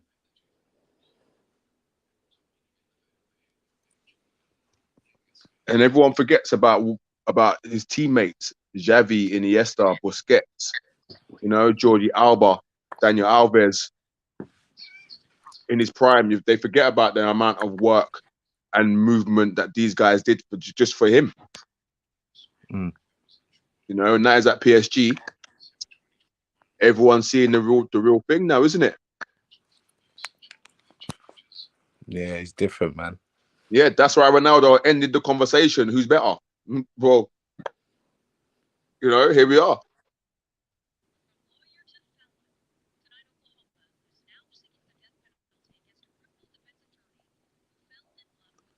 I big up the chat again, man. And big up IL in the chat. Yeah, Messi's attitude is terrible. Yeah, I can kind of see that as well, especially since he's gone to PSG. Kovacic is a baller. Yep, I 100% agree with you on that one. I think he's one of Chelsea's unsung heroes, in all fairness. I think sometimes when he doesn't play in the team, I'm a massive Chelsea supporter. I have been since 1992, 93. So, yeah, I think when he doesn't play in the team, we lose a little bit of creativity and spark in our midfield. I really do. Lukaku's laziness and he's overweight. You know what? I said he was overweight from when he first came back. Do you remember, Sheffer? Yeah, I remember you saying that still. Yeah, that he's overweight, and everyone's like, no. I'm like, no, he's overweight. Look, he's too top heavy. I think, is that what you mean, Ayo? He's top heavy, isn't it? A little bit like Ross Barkley when he came back to us on a loan. He came back top heavy as well. Like he just been pumping bare iron, taking bare roids. Well, I don't know about the roids. I'm just joking, but you never know with these guys. Yeah, and that has cost him a lot over his career. I will agree with you. And he should never have cut his hair either and gone bald. That cost him too. Cut off his dreadlocks. That's why. Thierry Henry said Chris Waddle was his idol. Yep, I can see why. They've got a lot of similarities, especially when they pick that ball up on the wing and they get that position. Like I said earlier on, with their back to the touch line. They can go anywhere. They can go left. They can go right. They can go inside. They can go back. It's just a whole complete different level. Kante is definitely pure humility and extreme hard work. I agree. And he's always got a smile on his face, man. Oh, my days. I don't know what this guy does in the morning, but he's always smiling. He must be eating some good soul food. Yeah, so big up you guys in the chat for your comments. Remember, if you like the show, it helps us towards our algorithm and those kind of things there. So feel free if you've got any questions or you got any other comments, just drop that in the chat. We'll try and read them out for you. If you feel we're just chatting rubbish, then or you've got a topic that you want to talk about, just drop that in the chat as well. We're open to talking about a lot of things around here, as long as it's very political. You know, we're not politically correct, should I say? Losing my words. Schiffer, man, I ain't heard from you for a time. What's going on? No? Okay.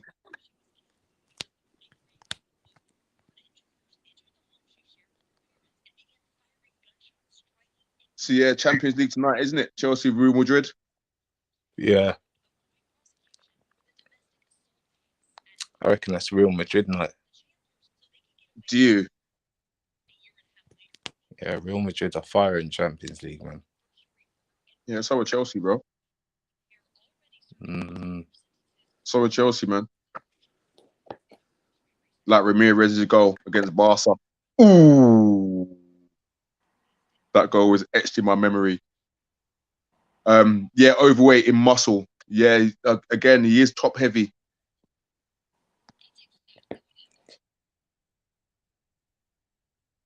He is top heavy. But that must have been that good food in Italy, isn't it? That's why he wants to go back. You know, wants to go back to Inter, where they allow it's a little bit slower out there. It's a lot more physical and stuff. Premier League is a bit too fast for some players, especially like he's only just come back as well, so we've got to give him the benefit of the doubt with that too. You know, he's got to get back up to speed with the pace of the game in the Premier League and the physicality of the defenders, because he doesn't have time and space like maybe what he used to. I see him try to maybe put the ball up and go through 2 or 3 players, but it doesn't work because I think tactically the game's different over here and it's a bit faster. You know? Oh, I didn't even know that still. Big up Aya with the information out here. Kante's older brother died during Russia World Cup 2018 and he still maintained the focus to win the World Cup. I didn't even know that. Oh, big shouts out to Kante. Didn't even know that about you, bro, still. Yeah, and that just goes to show, again, some of these players out here are weak-hearted, bro. You know, imagine you just gone through that at the World Cup and you still got that desire and that burn to say, you know what, I'm not going to let that hold me back from what we're going to get to. You know, credit to the guy, condolences to the family. And that was a long time ago. I didn't even know that. So what are your thoughts on this World Cup coming up? We got a good team, you know, but just defence. So what are you saying, Harry Maguire can't go? I don't know about that guy, man. I'd be tempted to play him in CDM. Yeah. Yeah, I'd be tempted to play him as a CDM. Or get the I ball, think not hold on to it and quickly pass it. because he's very good with his playing football. He can play football within 1 and 2 touches. Technically, he's very good enough to do that. I think defensively, he gets caught out because he lacks pace and he doesn't read the game as well as what he should do for a centre back. But I think if he was to play CDM, where he could win the ball back and give it simple and maybe pick it up and drive, because he can drive forward with the ball and set things up, I think that would suit him more.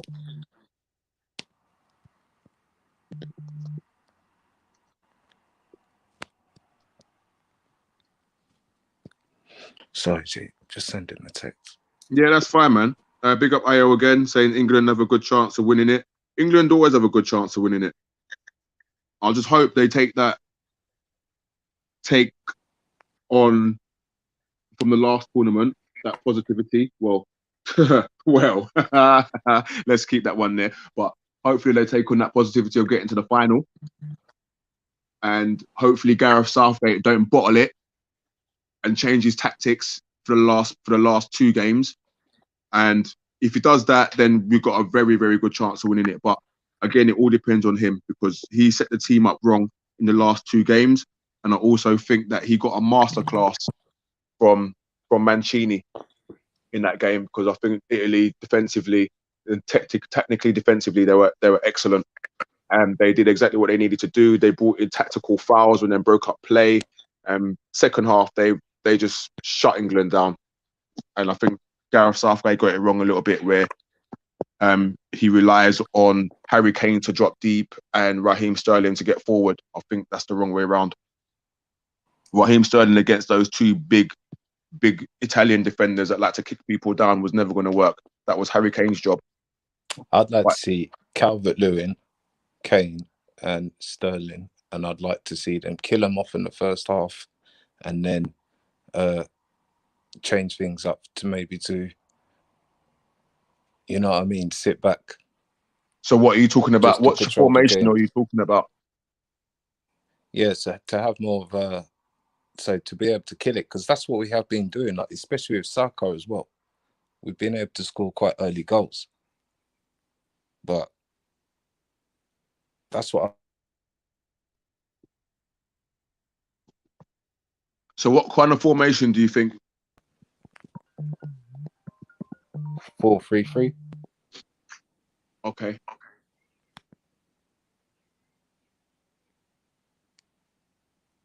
So what, you'd have Calvert-Lewin left or right? And Harry Kane through the middle, or Harry Kane left or right? Yeah, probably have Harry Kane.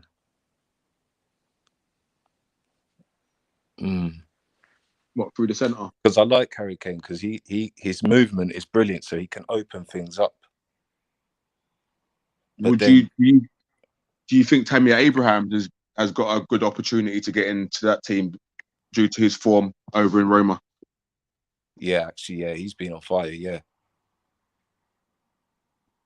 Do you think that he would take Harry Kane's place? So I kind of feel like he's untouchable.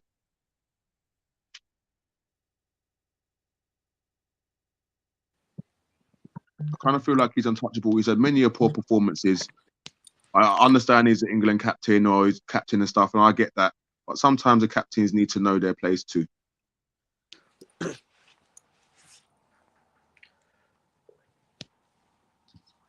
Big up Io in the chat again. It says England might win it. You think Canada will reach the quarters as they're moving? They are moving in a really good direction, actually. I watched a little bit of a documentary about them a couple of days ago, and even their women's team as well. Both of their teams are doing really well right now. He also thinks Belgium are going to flop hard. What makes you say that? Is that because Lukaku's not on fire or Hazard? Because either way, they still got a great team, and when it comes to cup competitions, Belgium do quite well. I'm sure they're still ranked the first team in the world. Are they? I'm not sure, but I'm sure they're still ranked #1 in the world. So that's still a good achievement, and they're still going to be tough to beat. And we've got to watch out for them underdogs. Germany, Brazil, Portugal, I think will flop. Okay. Wow, the mighty Brazil. And Holland will get far. Martinez's tactics are ruining the squad. Okay. Yeah, I can see that. I can see these tactics ruining the squad. I don't think that he was that much of a great manager anyway. He had one good season and a couple of good moments with Wigan. He done okay at Everton. I don't think he's an international class, but that's just my opinion. He is a good manager though, but maybe you're right. I mean, what do you think on those?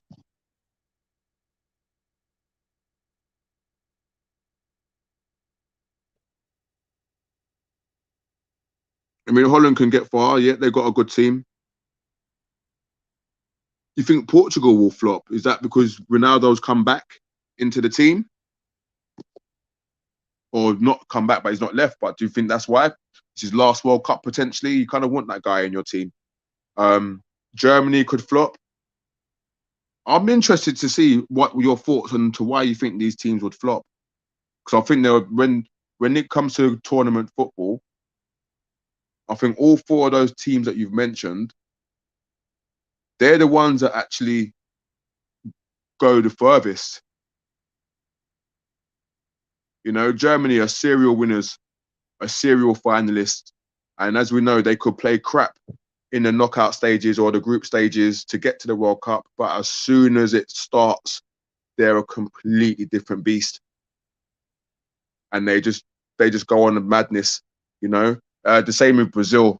They've got some fantastic players. I would say maybe the European influence, where a lot of them are maybe not homegrown anymore, that could have something to do with it. But again, they're still Brazil. Let's be real. They're still Brazil. Portugal, again, they always do well, get out of the group stages, semi-finals, quarterfinals. So again, Holland, I think, are the only ones there that I would kind of say wouldn't do as well. Because just from previous experiences from watching them, I think the modern Brazil squad ain't competitive. Yeah, Germany will flop because Bundesliga is terrible and Bayern have won Bundesliga every year since 2013. I think that has. I don't think that's got much of a factor to play in that. Because again, this German team, they've played together for years. From when they were kids, they've all played tournaments together.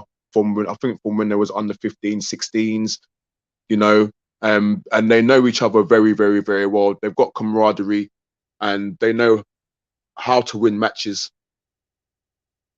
especially in big tournaments. Maybe they don't have necessarily some of the experience like what they used to have, but they've got a very experienced manager and a very experienced setup, and they will know that when it comes to tournament football and the World Cup especially, that they've got a job to do. So I'm going to keep my eye on that one. I'm a little bit unsure on that one. Portugal lack defense. I could kind of agree. But sometimes if you concede 2-3 goals, but you can score 4 or 5 goals, that's just as good. I think sometimes as well we've got to realise when it comes to World Cups and tournament football like this, it's a kind of a tournament that you grow into. You know, you work hard to get yourself up through the group stages, and you kind of grow yourself into that tournament. The later you progress, and I think that's quite an important factor to put in there as well. I'm not expecting fireworks from the start, because sometimes those ones that give you the fireworks from the start, they get knocked out early. You know, and a lot of the winners of these tournaments, they're the ones that have grown through the competitions from the start.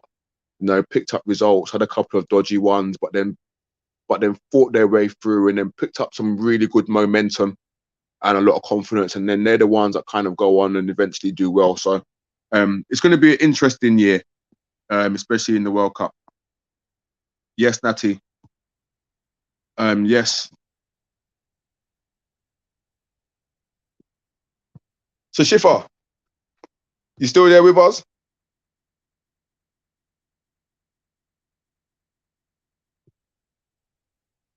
No. Okay, big up you guys in the chat. You know, if you've got any comments that you want to make or anything you want to talk about, just drop something in there. I'll read it out. Hey, if you're out there and you're liking the show, just drop us a like or a subscription. That'd be great. If you want to join the panel, just drop us a message. We'll try and send you the link in the stream, and we can see what we can do and sort out. Hold up, if you want to join the panel, what you do is bam, it says hit the link in the description to join the panel. Yeah, so there's a link in the description. And yeah, big up G, man. I'm back now. You know, Yeah, around the world. I had to go pick up Yo, the little Chipper, man. I sent you a message in the private chat still. Did you? Yeah. I haven't seen it. Yeah, because you don't look. Oh, you sent that earlier, man. That earlier message. Yeah, I see that one. Yeah. What, man don't warrant a response, not? Oh, no. Do you know what? you can see on the screen, innit? Like, in fact, no, you can't see on your, I don't know if you can see on your screen, but I know you can see on the YouTube screen. Right now it says 4. Okay. Yeah. But yeah, I did everything I gotta do now. I got the little one home. I got some pizza go-go. I said pizza go-go. Mm-hmm. Yeah, so we were just chatting football for a little while still. I was listening. I'm gonna ask you, yeah? Yeah. I always hear this about England. That England could do it this year. England got a good squad. Why don't they never win nothing?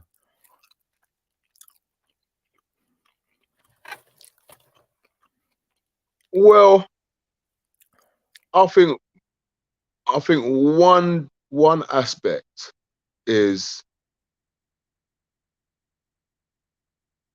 that the pressure sometimes might get to them, especially from back home. I mean, especially to some players. I mean, look what happened after the last tournament.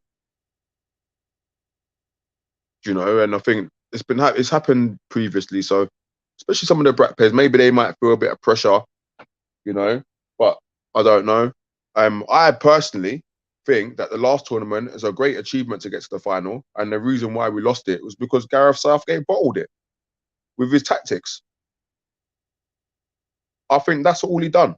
If he'd have stuck and been brave, like he was literally not the semi-final, but the quarter-final, and up to that point, we'd played some really good stuff. The last 2 matches, the final and the semi-final, we were just poor.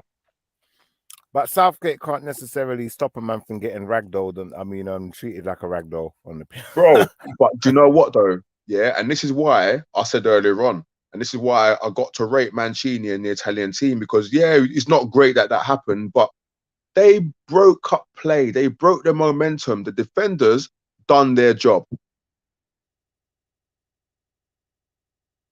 And they won at the end of the day. Bro, they won it. Alex Ferguson said it, yeah? Alex Ferguson said this. Attackers win you games. Defenders win you titles. That sums it up right there. I hear you. But break it down a bit more for us. Explain that a bit more so I can kind of get to grips with it. Well, to win titles, you can always score goals, but if you've got a crap defense, you're going to always concede them, aren't you? I hear you, but you can't. If you've got a solid defense and you can stop goals going in, then you can always score goals. You can always win 1-0 or 2-1 or 2-0 or something like that.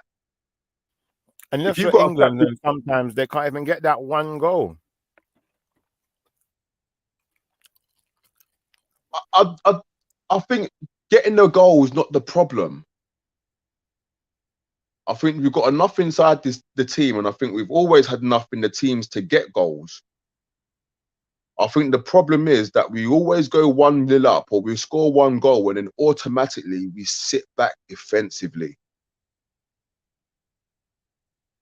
And it happens, sometimes it happens immediately. Sometimes it will happen gradually through the course of the game. Say we score within the first 20 minutes, we go 1-0 up, and we haven't scored since then. You'll watch the game, and towards the end of the second half, they'll sit deep on their own box. And then as the game kicks off again, second half, they'll get deeper and deeper and deeper before they're in the edge of their own box and then the opposition score. Because they bottle it. Don't you think all teams do that a bit though? Not the new age teams now, no.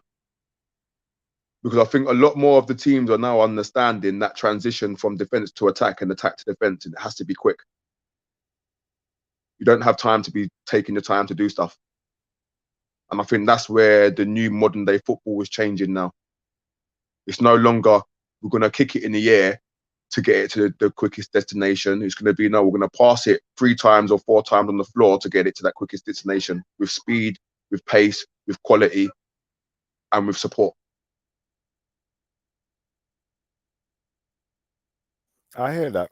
So sometimes what you find is that a team will win the ball back and they want to go break quickly. Players will go forward, but then one player will slow it all down, and it will slow the momentum down, and then teams will get back and recover, or they'll win the ball back and then they can see the goal. I hear you. But don't you think that some of the best teams, yeah, that's how they play. They sit back a bit. They don't read that. They wait for that break, innit? They wait for that counter attack. Yeah, there's always a time to defend and to sit deep, and there's always a time to be attack minded. I think that's the beauty of football, isn't it? And that's why we try to. That's why when clubs are looking for players, they look for those ones that have got quick decision making, and that's very important. How do they read the game and their decision making at that point? Because that's what it all comes down to, isn't it? Sometimes you can do as much training as you can do on the pitch, but sometimes it just comes down to the player's decision making on the pitch. Did he need to take 2 touches? Could he played it in 1? Should he have crossed it, or should he have held it? Yeah, managing the moment. I get you.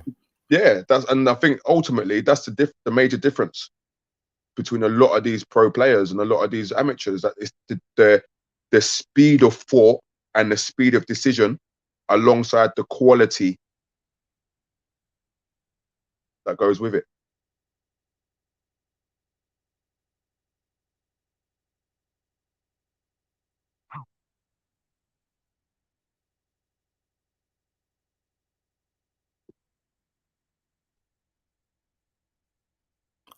Yeah, I see your points. So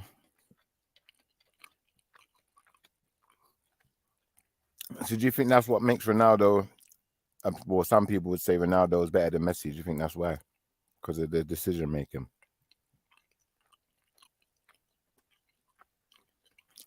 No,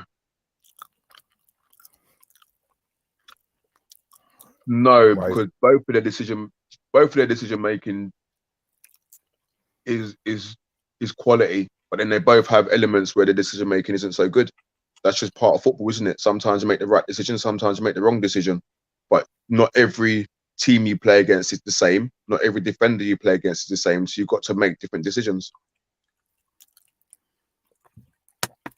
I think for me, what makes Ronaldo better than Messi is that he's done it over a couple more countries. I hear that still. I think that's what makes him better for me. And I think for him, and I'll be honest with you, every time that guy scores a goal, I smile. Because he's still doing it at the age he is now, when most of them retire, at the highest level, and he's still banging in goals.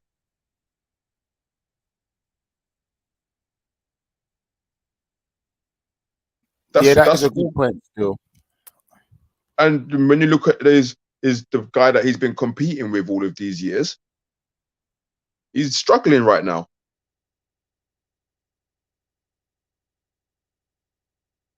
But he's struggling in a weaker league.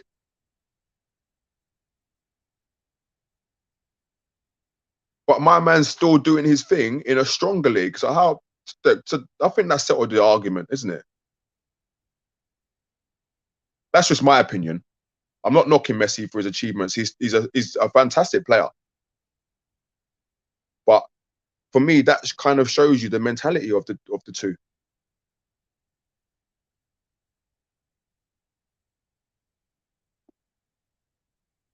And this is what we're expecting from Messi to be doing at PSG, lighting it up. Like when he was like going back to a weaker league, it's weaker than the Spanish league, so he should be going back to being like in his prime Barcelona days. But he's not. He's struggling.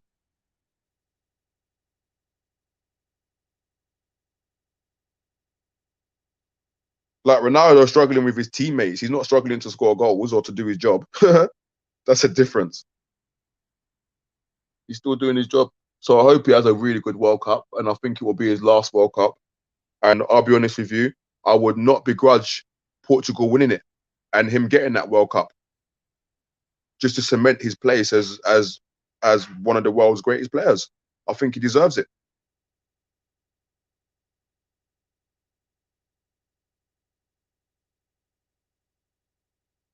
I mean, what do you think?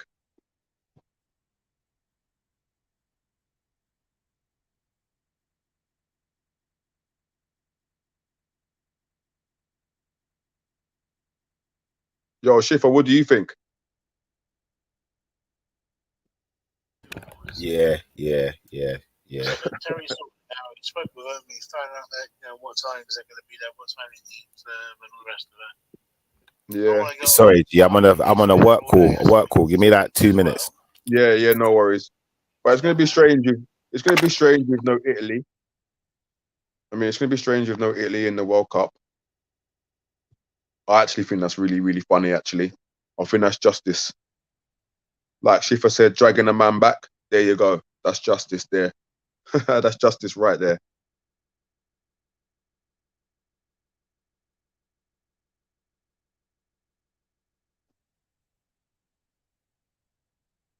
So, yeah. For anyone out there, all you guys are out there listening, big yourself up. If you've got any comments that you'd like to leave or a topic of discussion you want us to talk right now, feel free to drop a comment in there. It'd be great if you could share the stream over, get some new listeners. Leave a like. Links in the description to the show, guys. If you want to join the panel. So yeah, we're just out here, just talking. We were talking about some football, about England and other stuff.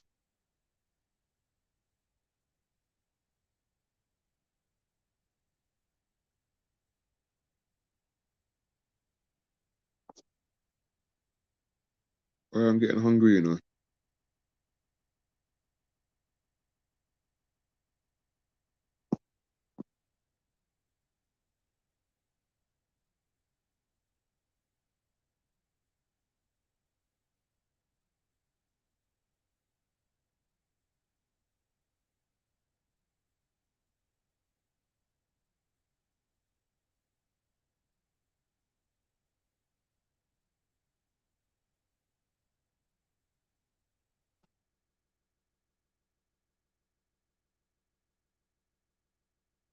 So yeah, sorry about that.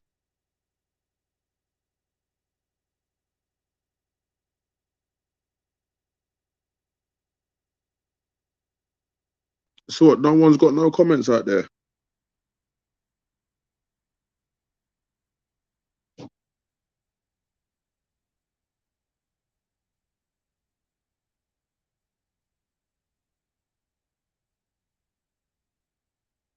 So out to some of you guys that have left some comments already. Out to Rupert Cow with Cotton Socks. Big up yourself.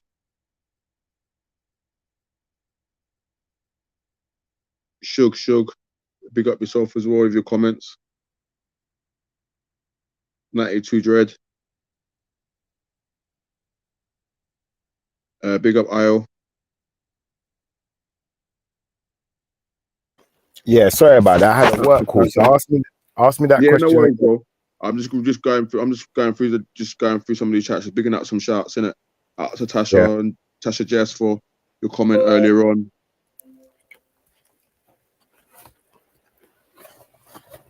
Yeah, bro. Sorry, go for it. Yeah, what was the question you was asking me? That's a question you asked me, bro. I was asking it back to you. What do you think about Messi and Ronaldo?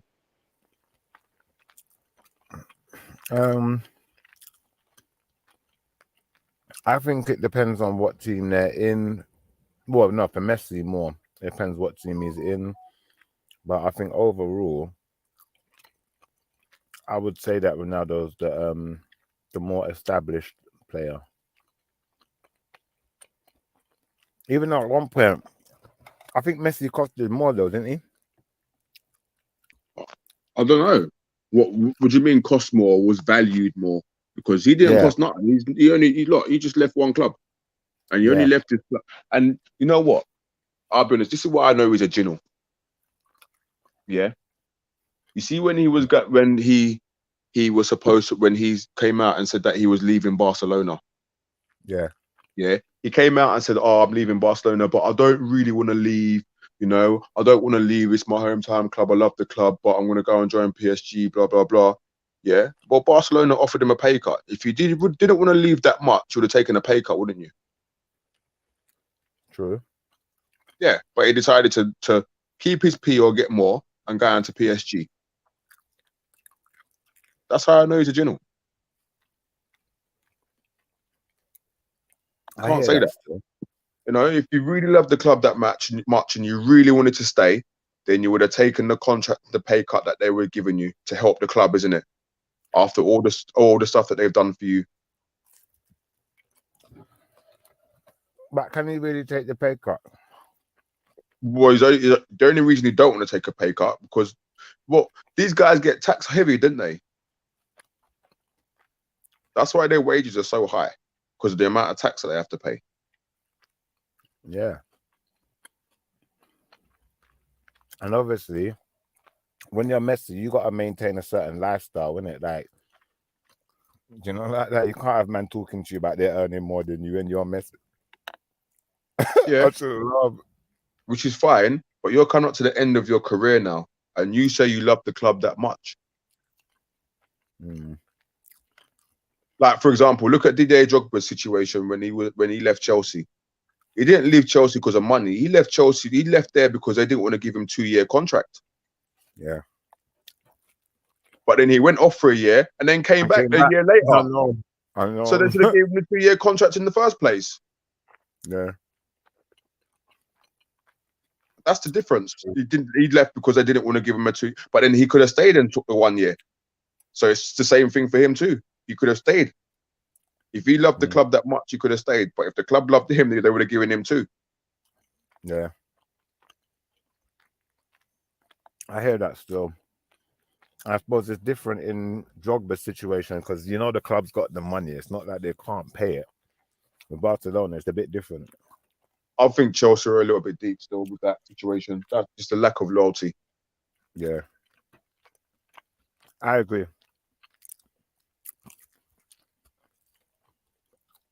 I think it was good that we got what's my man's name again? Costa. We got Costa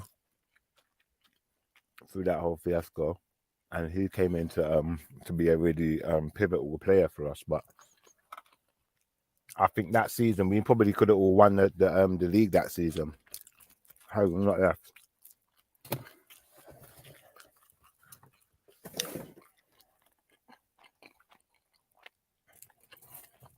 We did win the league that season when we had Costa and Hazard. Oh yeah, you're right. Actually, give me 1 second, G. Sorry, I got to do something. You got to do something again. Yeah, man, we had a good year that year.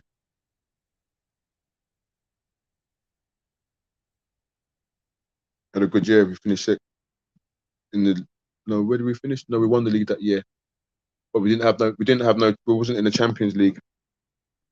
We had no Champions League or European Cup that year. And Conte came in and changed the formation to bring it back.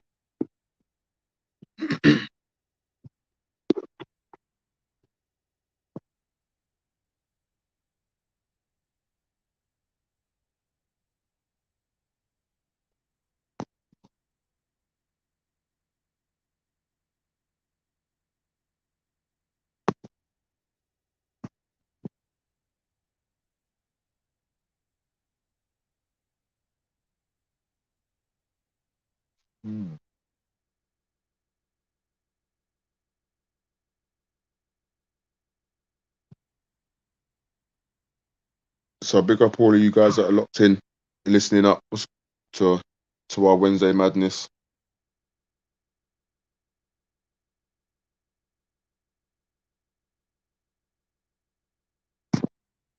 I know it's been a little bit of a up and down show in terms of topics and what we want to talk about, but big up yourself for staying with us.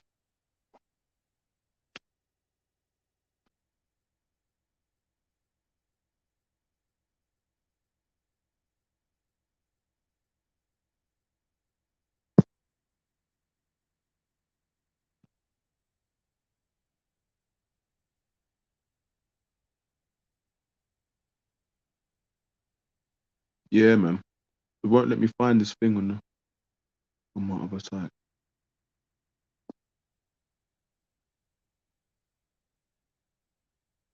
Yo, Schiffer, I'm trying to log on to the to my other tablet so I can listen to it through there. But I can't come out of this to get the link, otherwise it will kick me out.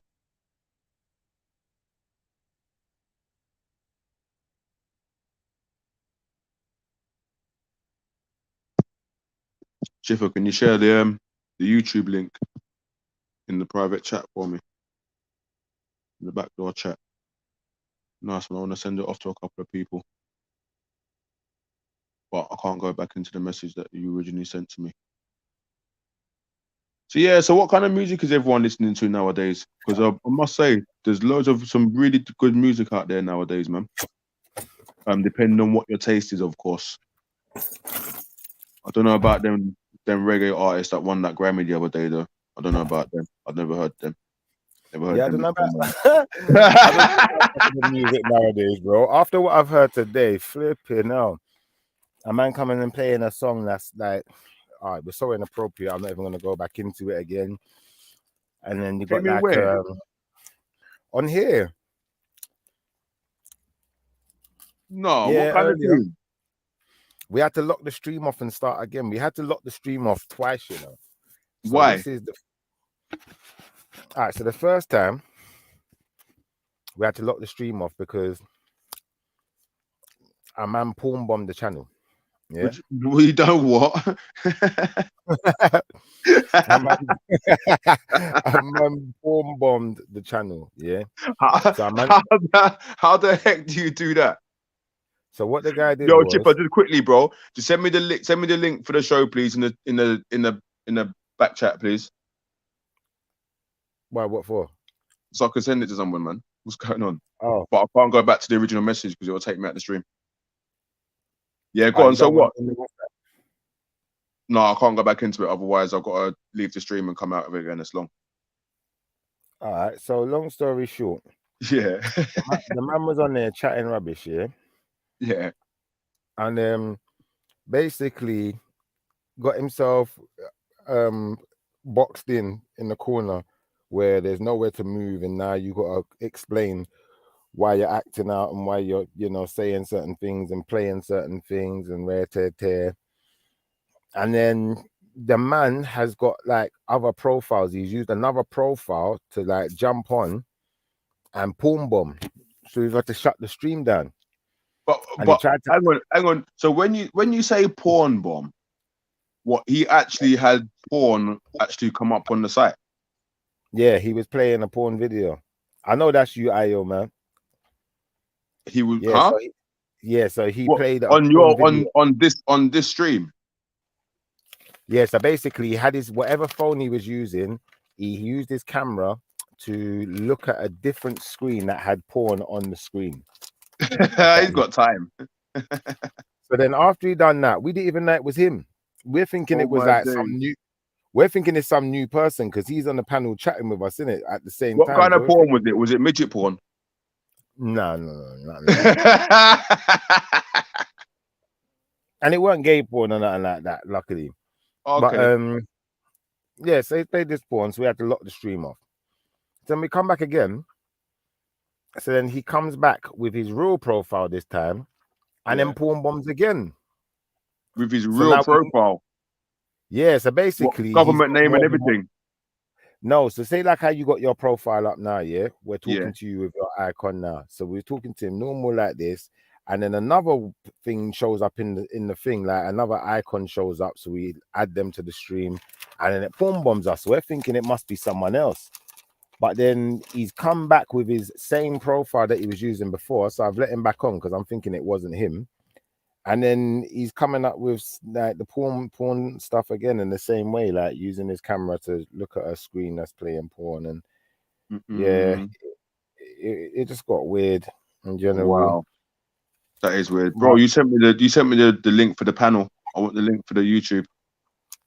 Oh, the YouTube link. Yeah.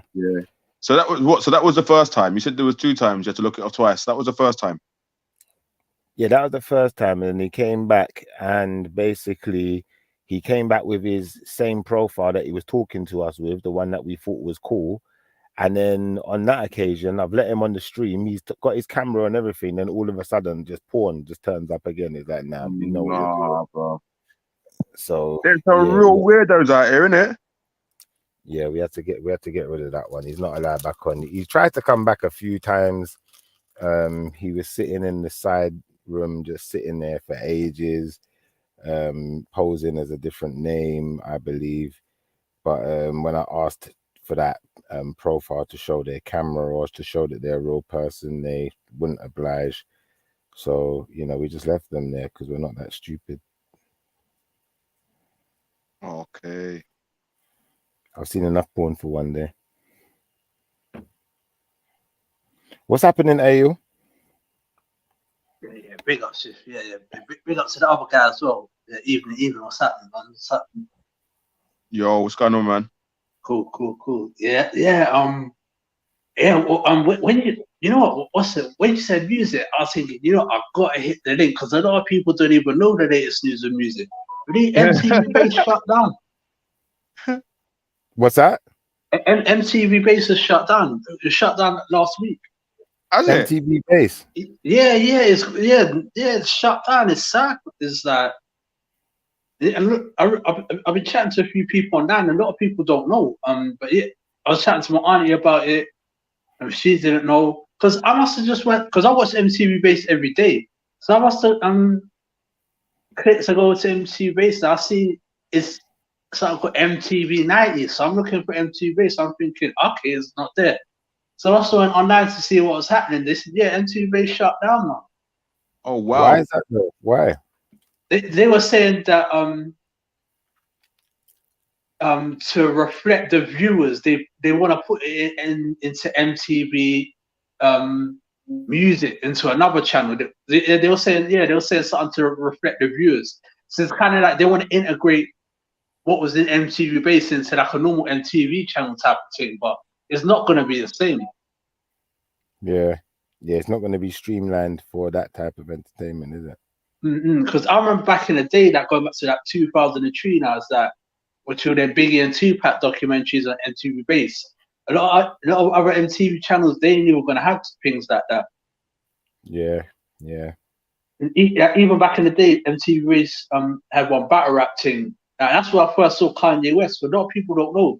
Kanye West advertised that kind of got a bit of shine through battle rap back in the day before he blew. Yeah. Okay. Yeah, that's crazy. MTV Base. Wow. I didn't even know that. Still, no more. I didn't know that at all. They had a good.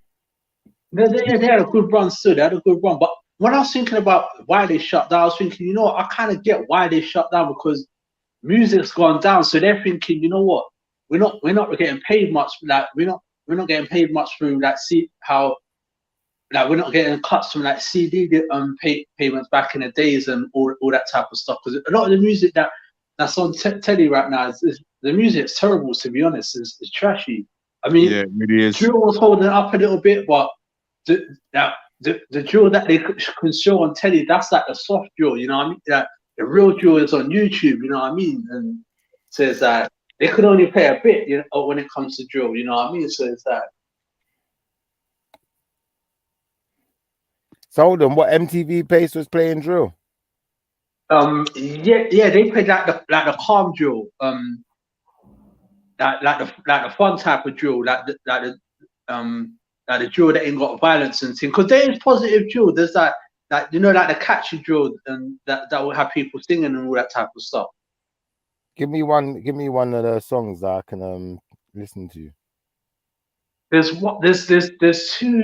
two black brothers they're young from West London. I think one's called Els and the one's called something else, but they do that positive drill. They're new on the scene, they're doing their thing.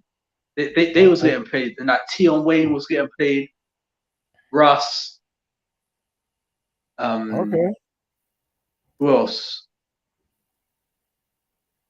Yeah, couple other dudes. But they used to play a lot of drill after 10 o'clock type of thing. But who else? Arnold T. You know what it is? You see, when you say drill, yeah, to me, it's like, to say positive drill is kind of like it's like an oxymoron, isn't it? I shouldn't know that. Yeah, I get what you're saying, because it's that because drill eventually does go back to the violence, innit? No matter how positive you make even it. the word, even when you're using that word, if a man said they was going on a drilling, you know what you know what they're dealing with, innit? It's true that, because the word drill, that it means military exercise. So it's like when you think about it's true. You're saying it when you think of the word, isn't it? Drill, military exercise. It's like it's too much. I mean, I don't really say it still. And even if you're not going to look at it like a military exercise, just in the sense of, like, you know, you got a dictionary, then you got an urban dictionary. If we was to get the urban dictionary version, we're talking about like gunman. Yeah, knife man, a sword man. Do you know like that? But more to the point, gunman, when we say drillers, do you know like that? Yeah. Yeah, I'm not even Yo, going to Skipper, I'm going to jump Yeah. off for a little while still. I've got a couple of things I need to do, man. Yeah, say nothing, man. Say nothing, Yeah. brother. But wiki, brother. Catch up with you soon. Yeah, man. Hey, yo, take Yeah, care, big man. up, big up. Laters. Cool, bye. Yeah, man. I think it's a bit of an oxymoron, because, like, even thinking where this whole drilling, the whole energy is coming from, what it starts from. You know, if I was to ask any of these kids what a drilling is, or, you know, what they mean when they say drill, what does drill mean, other than it just being a type of music, I'd imagine it enacts some type of violence. So, yes, it's crazy still. Why not just do positive? I don't know. Instead of drill, you could do positive diffusion. I don't know. Do you know like that? Some diffusion rap. We're gonna diffuse all the drillers. We're gonna diffuse all the madness, all the beef, and we're gonna kumbaya in the streets. We're gonna kumbaya. I should love. Do you think there is that kind? Well, there are some rappers who I'd kind of class as that kind of kumbaya rap, to be fair. There are a few. I think Will Smith kind of fits into that kumbaya kind of category. What do you reckon about that? So kind of thing. I was probably saying more Common back in the day. Common. Who else? Trying to think. I hear you. Other than Common, I'm trying to think. Who? Talib Kweli. As well. See, I wouldn't put him in the kumbaya section though, but I get you. I kind of hear where you're going with it. I'd more put like a MC Hammer or I don't know, like a heavy D. God. I should have laughed. Remember Far Side? The Far Side, yeah. Yeah. They got their own YouTube channel. There's actually live last night still. Yeah? Yeah. What was it saying? Was it good? I watched a bit of it, but I fell asleep afterwards. Okay, so it couldn't have been that good because you was obviously bored. Yeah, I should have laughed. The Far Side were good though, man. Far Side were the Sears, rest in peace to Jay Dilla. He used to do the beats for them. Yeah. And I think like them times there, like when you go back a little bit with, you know, music and hip hop and stuff, that everyone knew the words. It was more of a thing, you know, like that. Nowadays it's just like, I don't know. Songs get chewed up and spat out within, you know, a week or 2 weeks, and then they're bored of it. Now they want a new one. You know, like that. We used to love songs back in the day. Like, do you remember back in the day you used to have like top of the pops, and then you'd be seeing how long can a song stay in the charts for, how long does it stay at number 1 for, and all that. Like them things, that's not even a thing anymore, really. Top of the Pops was lit still, because I remember I used to get Chinese on Friday. Then that used to come on. They're gonna have to start doing instead of Top of the Pops, it's gonna have to be Top of the Tube, innit? Like that. Like toothpaste. Come on, Top of the Tube. How long can you last? About 30 seconds until I squeeze that tube. Oh man. Yeah, music has changed a lot. It has changed so much, because even when you think about the strength of R&B, you look at R&B now. R&B is changed. It's like now, do you see that Justin Bieber, Ed Sheeran, that Grande woman, Ariana Grande. Yeah, and I call her a granddad, I'll be honest. Ariana Grande. People get onto me about that. But I wanted to ask you a question. What do you how do you feel about, for instance, obviously you got some like British Caucasian British guys, like you got White Yardie, he speaks a lot of patois. You might have one that, raps in a Jamaican accent, then he does dancehall. But how do you feel about them doing the Afrobeat style? How do you feel about that? I've never heard any of White Yardie's music, to be honest. No, White Yardie don't do music, but I'm saying like, obviously we know that there's white people, white boys who may obviously talk with a Jamaican accent, as well as maybe even some who's maybe rap with a Jamaican twang, rare tear. But remember, Jamaican is still an English language. Now, what about the Afrobeat side of it, where I'll be honest, it's because I heard a white boy, or British boy, making an Afrobeat song, and he sounds very African. He doesn't actually speak any African words, and I think that when I listen to Afrobeats, I think sometimes that's what got me into Afrobeats, the kind of escapism of it a little bit, where you don't even know what they're saying sometimes, but it just sounds good. But how do you feel about the white boys doing Afrobeat? Do you think that is culture vulturalism, or do you think they're being culture vultures, should I say? Because I don't think that was a word, I just made it up. Or do you feel like it's just is it just them being creative? Talk to me. Trying to think. Trying to think.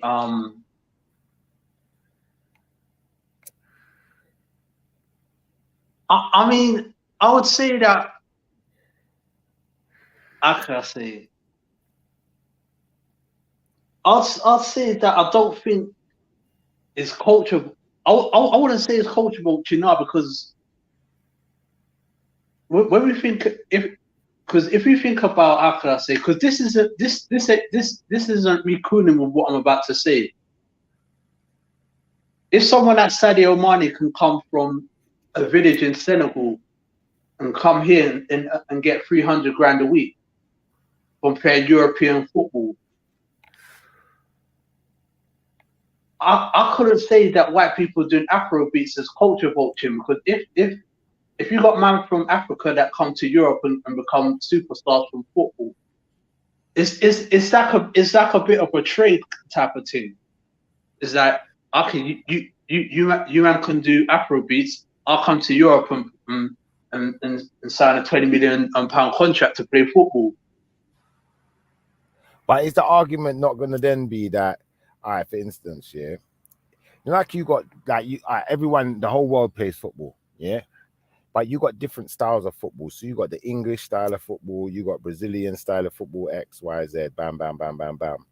So I kind of get where you're going with this, but I think because football is a universal thing, it's for everyone, all countries, I said companies for a second there, but all countries compete with each other in this field. Whereas in music, it's not really a competition in the same regard. You know what I'm trying to say? It's like, it's more about your culture then, isn't it? You know, then it's about the culture of the actual thing. Does that make sense? Because, for instance, hip hop has many cultures within it. You got West Indian kind of styled hip hop. You've got like the Afro beats kind of style of hip hop. You got the drill style of hip hop. You got loads of different cultures within a culture, and I think that's the same in football. Except that, so if we say the Caucasian style of hip hop, then I can't really pinpoint it other than to say, well, Eminem. Then, do you feel where I'm coming from? But even if I listen to that Eminem style of hip hop, you know, it's very culturally, I would just call it black. Some might call it African or dark skinned or whatever one you prefer, innit? But it's, you know, the whole style of the, you know, the way he puts his words together, the kind of things he talks about is a bit different. But I think his style and his rhythm, his patterning, X, Y, Z, you know, is very ingrained in, you know, the more darker skinned cultures of, you know, the world. How do you feel about that? I think with if I was to think of what white rap is, that I'll say, you know, that's probably more Beastie Boys and Third Base. But I think with Eminem now, I would say with Eminem style of rap, I wouldn't even put how could I say?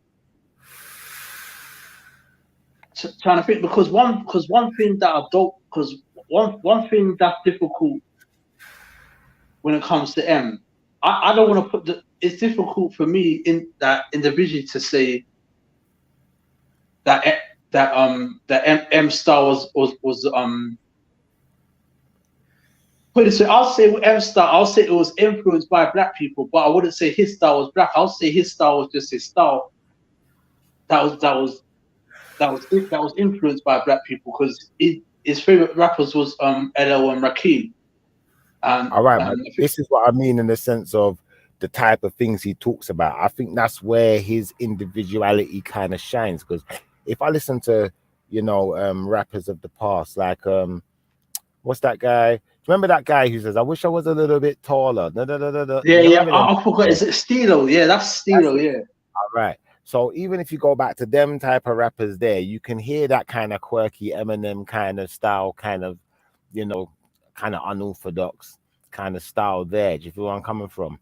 Yeah. Whereas, you know, the type of things he's talking about are completely different. Do you feel where I'm coming from? And I think that reflects more on him, his lifestyle. So I think it's like when I hear the white boy doing Afrobeat then, and then, you know, you're talking the type of things you're talking about, if it's not relevant to your culture, then could it then be classed as culture vulture?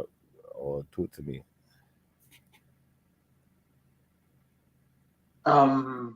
It could be if it's not relevant to that the culture of where or the country that white or where the white people are. I get because when you look at Afrobeats, it will celebrate what's in places like Ghana and Congo Angola and Nigeria. And not just that, it will celebrate the type of behaviors and the type of mannerisms of the African within Western culture also. Do you feel where I'm coming from? So yeah. do you feel Because where I'm coming from? yeah, go on.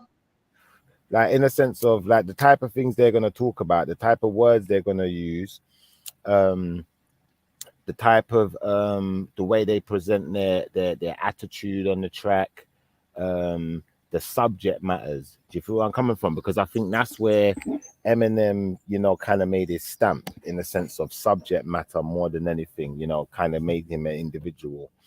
Whereas I think it's going to be difficult to be on Afrobeat, you know, and, you know, not kind of utilize what they're already talking about, if that makes sense. Because I think it's the same with hip hop. Do you feel what I'm trying to say? Eminem kind of, in my opinion, he is very good with the metaphors, which has always been, you know, part of hip hop. You know, it's not just rhyming, you know, there's more to it than that. Similes and stuff like that, words with double meanings, all sorts of things. And I think that, you know, that's the technique. Do you feel what I'm trying to say? So once you've got the technique now, you know, you can put your stamp to it. And I think it's going to be difficult to do that if you're, you know, using, you know, words, for instance, I don't know, African words, and, you know, you're talking, I don't know, about African experiences, but you're not African. Do you feel where I'm coming from? Yeah. I think that one becomes difficult. I think like, don't get me like, for instance, like Drake. I heard Drake on an Afro beat, but remember Drake's got some black heritage in it. So, you know, they'd argue that we're African Americans, African Europeans, African this, that, whatever. So to some extent, you couldn't really call it the same thing. Do you know what I'm trying to say? Because there's going to be some type of African influence then you'd imagine within the home, if we're going to call it African influence. Do you feel me? Yeah. But then again with Drake now, he's been criticized on copying a lot of cultures. They say they say like he copies London culture, they say he copies Houston culture. So I don't know, it's a mixed one with Drake, but one thing I will respect about Drake is probably the first global rapper, because when we think about rappers back in the day, a lot of rappers never had like a global outreach. So example, when M was at his best, I mean, M did go London and all over the world, but in terms of collabing with artists at the time, probably is that example. We didn't see M do something that something was so solid or something, or we didn't see M do something with when the grime artist first come through or something. We never like saw Disney M Rascal or whoever. I get you. Yeah, we never saw that her at Lethal B or D Double or them man or Wiley back in the day to say like, yeah, let's do a collab type of thing. But with Drake now, at the best of his career, he's hollered at enough London man and not enough UK man and man from Africa and thing. So I got to give him ratings for that. You know what I'm trying to say? I wouldn't even call him someone that's teach culture. I'd say, you know what? The man's a global rapper. My man knows about not just focusing on America and Canada, that looking at the whole world as something to collaborate. So I can kind of respect that about Drake. I hear that still. I think like to an extent though, like with Drake, the reason why I kind of allow Drake is because I think he's very good at amalgamating cultures or blending them in together and making them fit like yeah. Do you feel what I'm trying to say? Even like being a bit of a chameleon as well. Do you feel what I'm trying to say? But yeah, big up everyone, man. I think I'm gonna lock off now, you know. We had a good little stream, man. Oh, I didn't even realize you dropped out here, but you dropped out. Sorry, bro. Sorry about that. Yeah, but flipping. Yeah, I think we're gonna lock down the stream now anyway, cause like it's been a long day. I've got some things to do. I'm not gonna lie. So big up yourself. Appreciated your time you spent on the show. I hope you're subscribed. You've got the notifications and stuff, so we can have you back because it's enjoyable talking with you. And yeah, man, I think like what do you think that have you learned anything from today's show? I learned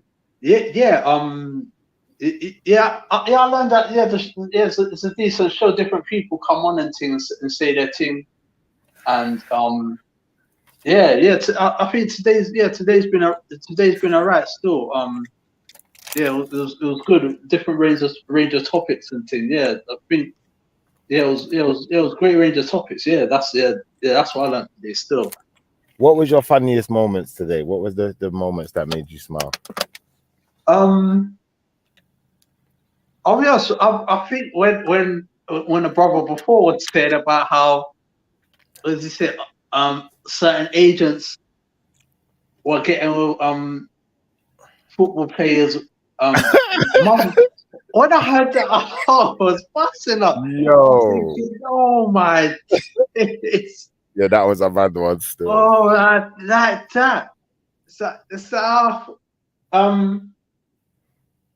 Football agents and just those involved in football sliding in the panties of footballers' mums like that. Right. All right, we're gonna end on that note then, Carl. That's the highlight of the show, ladies and gentlemen. If you missed it, go back, listen in. We found out some crucial information today that some football agents have been sleeping with the mums of players in return for spots in teams, sometimes spots not even being given. We haven't been informed as to which clubs this is going down in, but you know, mums, single mums, just be aware that these options are out there, and you know, some of you may not want to be exploited, so you may want to, you know, give it a wide berth. Some of you may want to be exploited. You may even revel in the thought.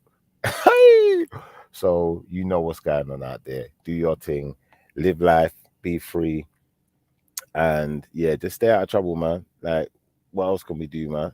Keep living. Any last words, Ayo? I think thanks for letting me on. Yeah, stick to yourself, and I hope there's many more shows to come and everything. Yeah, man. Yeah, we're gonna be doing more shows. Don't you worry about it. Yeah, and I hope Taff's Cotton and Fiona can return as well sometime soon as well. So yeah, and G, man, looking forward to some more female voices on the show sometime soon. Yeah. And on that note, I'm gonna say goodbye, my brother. It's been a good, nice evening, but we're out. Yeah, I'm gonna play some outro music. Yeah, so big up Ayo, man. Appreciate Ayo, man. Like, go appreciate good brothers, man. 92 Dread, everyone who's still here, big up yourself.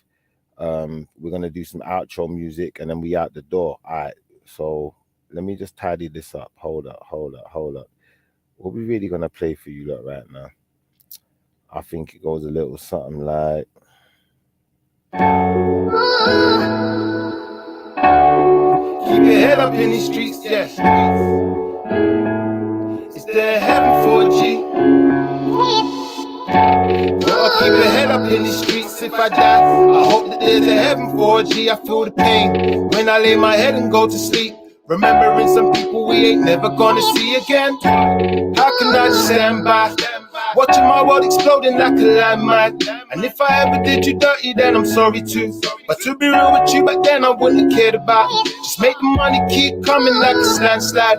No peripherals, my vision seeing blindsided. I was tripping, I was going up my damn mind. I still remember when they used to give me airtime. Oh, you should open up your ears now. If you weren't hearing me before, you're about to hear it now. Don't get in too much dirt, cause it will follow you. Just like they followed you on Instagram, it's weird now. I seen too many people go, it's in my head now. And life to me is worth more than just getting bread now. I can't go to sleep, I try and lay my head down, but I still hear your voices speaking in the background. Oh, Lord, something in the air now. I think I need to put something in the air now. I made promises I know I didn't follow through.